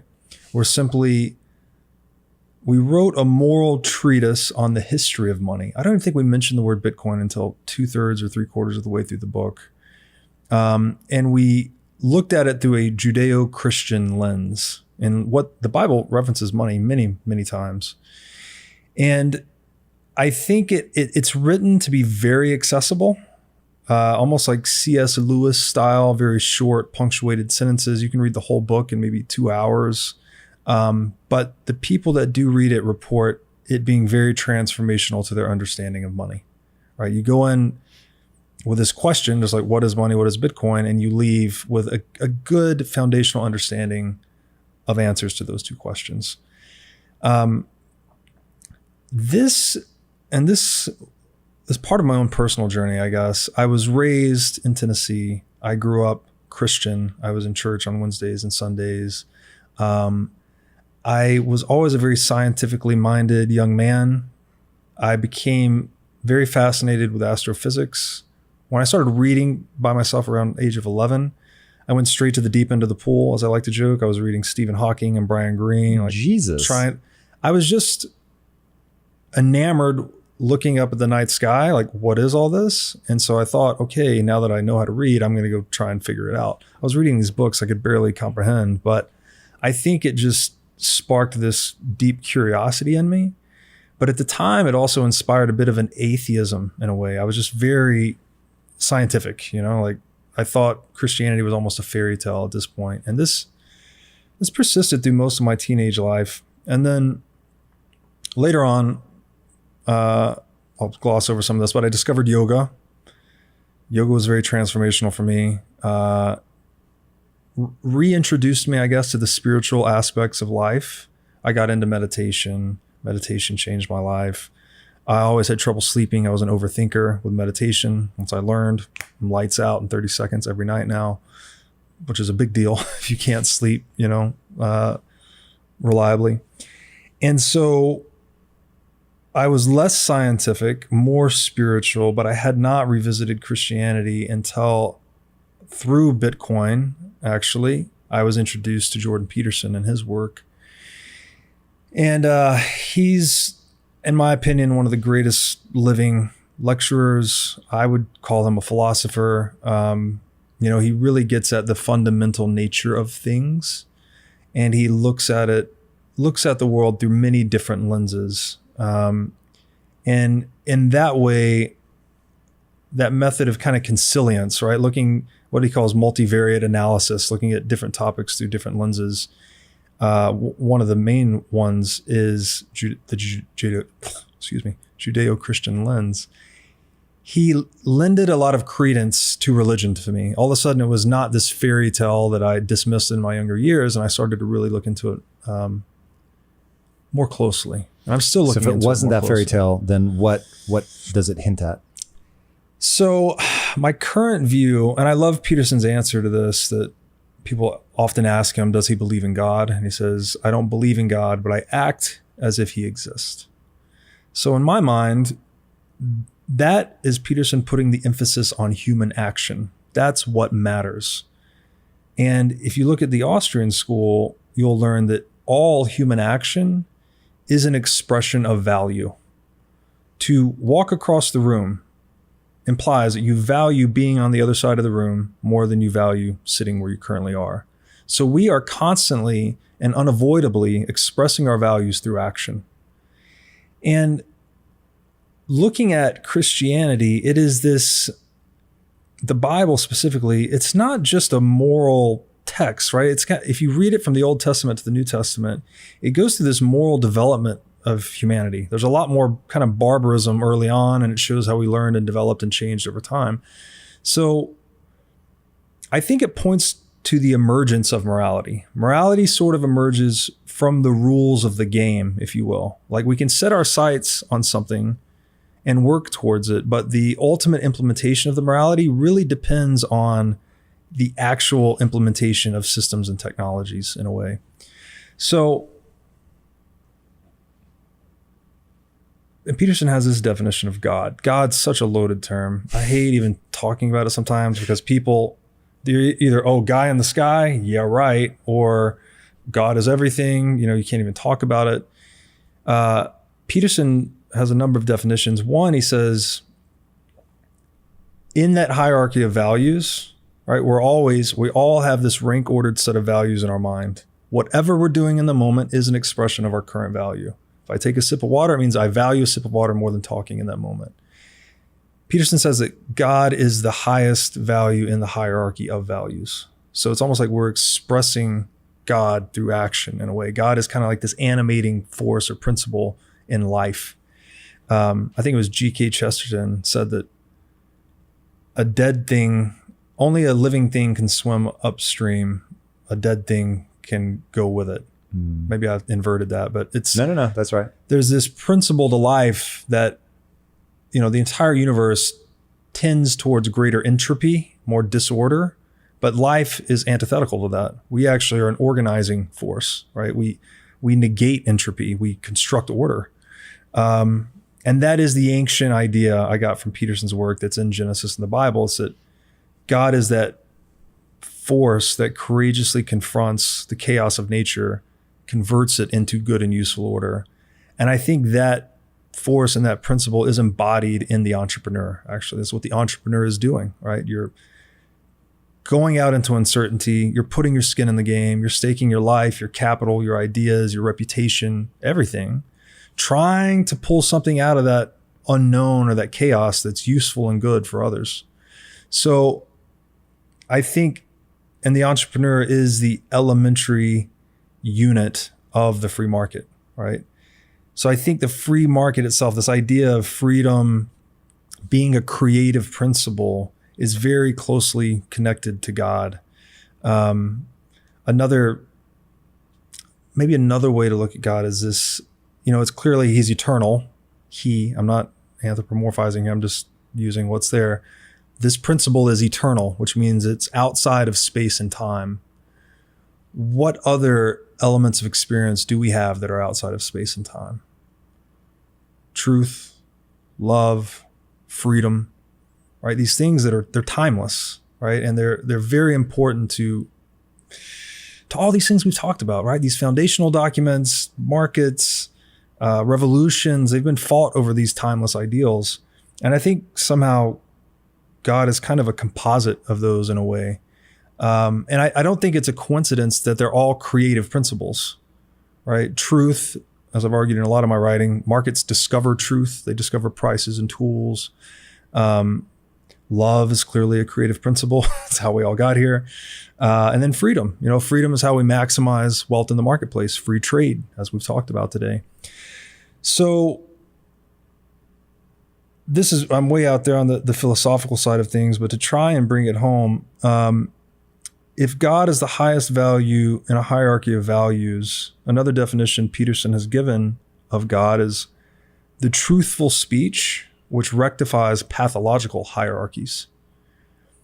And I would define a pathological hierarchy as one that is premised on anything that negates truth or freedom or love.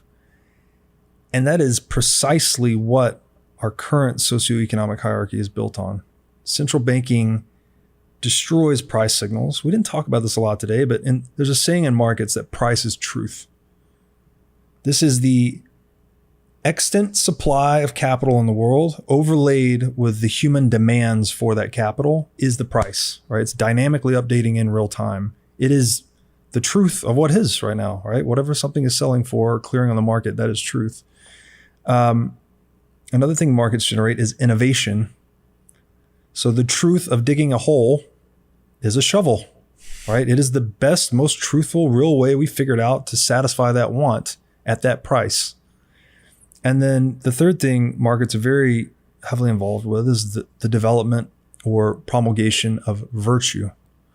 So we learn that honesty is more energy efficient in the marketplace than deception, right? If you tell a lie, and everyone's experienced this to some extent, you tell one white lie, then you have to tell another second lie, maybe to cover it up. And it always blows up, right? It's not good. You're creating this little fork of reality to try and maybe overcome some short-term pain, but you end up exacerbating long-term pain, right? So this is a virtue that's discovered through free exchange and free interaction. Central banking destroys all that. It destroys price signals. It subdues innovation, right? Your entrepreneurs are setting out.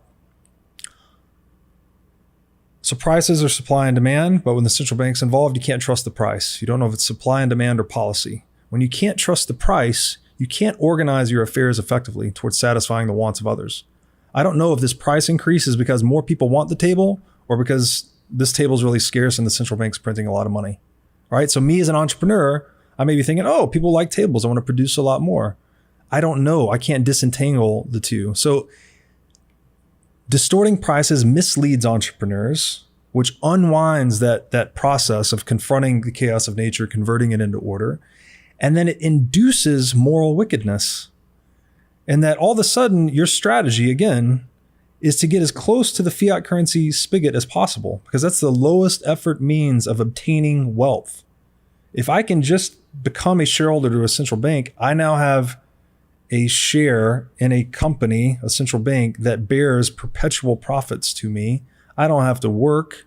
My incentives to work and satisfy the wants of market actors is diminished. So that, I argue, is diminishing to virtue. And so I think it's evil. I do think central banking is evil. And I'm not even saying that the institution was set out with that intent. I'm just saying that mechanically it becomes the invariant to human action that causes strategies to be adapted to getting as close to the fiat currency spigot as possible versus being an entrepreneur. It's anti-entrepreneurial. Let's put it that way.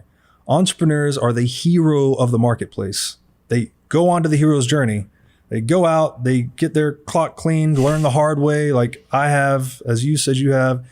And we take those lessons, we embody them, we adapt our strategy, and we come back. And hopefully we either create something of value to others and we succeed, or even when we don't succeed as entrepreneurs, our failure benefits the marketplace. Because other entrepreneurs can say, that guy tried to open an Italian restaurant on that block and it failed. I'm going to not do that. I'm going to go do something else, right? So it's information feedback into the hierarchy of human organization. And central banking distorts and obscures all that. So that was a lot to unpack, and there's a lot of rabbit holes into my writing there, but I hope that generally answered it. No, man, it did. And dude, I was blown away by researching you, by spending time with you. Like it's crazy. You really have an amazing ability to think through this stuff and then articulate it for people. Where can people follow you, join you on this journey? I just want to thank you for having me, by the way. Dude, round awesome. One, I assure you the next time you're in LA, let me know, because fuck, there's so much more that we could go into. That is for sure. This is great, man. I really admire what you've done and, hope to emulate some of that myself. I just got into the media game, actually. My background's in accounting, finance. I was running a hedge fund. But this quote with, I think it was H.G. Wells, civilization is a race between education and catastrophe. It's a great quote. That quote just really hit me hard. Saylor has this big focus on education. I heard that quote around that time too.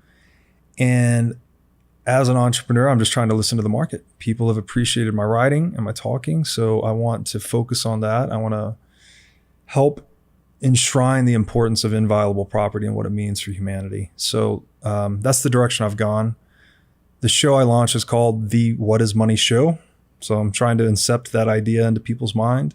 I'm on YouTube, whatismoneypodcast.com. And then you could find me on Twitter at Breedlove22, which is my last name, BREEDLOVE 22. Word. We lock our doors, we encrypt our hard drives, and we use strong passwords. But most people leave one thing wide open: their phone line. SIM swap attacks are one of the fastest growing methods of digital theft. In minutes, a hacker can clone your accounts, reset your passwords, and drain your life. Unfortunately, this is not science fiction. It happens every single day. Efani is the only mobile service protection designed exclusively to protect you from SIM swap attacks. Efani offers military-grade encryption on their product and offers up to $5 million of SIM swap insurance. And to date, there have been exactly 0 SIM swaps on any of Efani's over 50,000 protected accounts. So you don't need to live in fear, you just need to protect your weakest link. Go to efani.com/breedlove to secure your phone line today. Again, that's Efani, EFANI.com/breedlove. For the past 25 years, I've been reading roughly 1 book per week. Almost entirely difficult nonfiction books, the kind that really shift your thinking. Books on physics, money, power, psychology, spirituality, and philosophy. The real stuff. But I get it. Most people don't have time to read 50 books per year. So I hand-selected my favorite nonfiction books and distilled each one of them into a course that you can take in 50 to 100 times faster than it would take you to read the entire book. Each course gives you the key insights, mental models, and frameworks that matter. We launched with 15 book courses, and we are building toward a library of 100 by the end of year 1. So if you are a seeker of truth, wisdom, and personal growth, then my book course is for you. To sign up, go to course.breedlove.io. Again, that's course.breedlove.io. Thanks for watching. If you enjoyed this episode, click here to find more just like it, and here to find our most recent episode. Also, make sure to like this video to help shine light on the corruption of money. And be sure to subscribe to this channel to stay connected.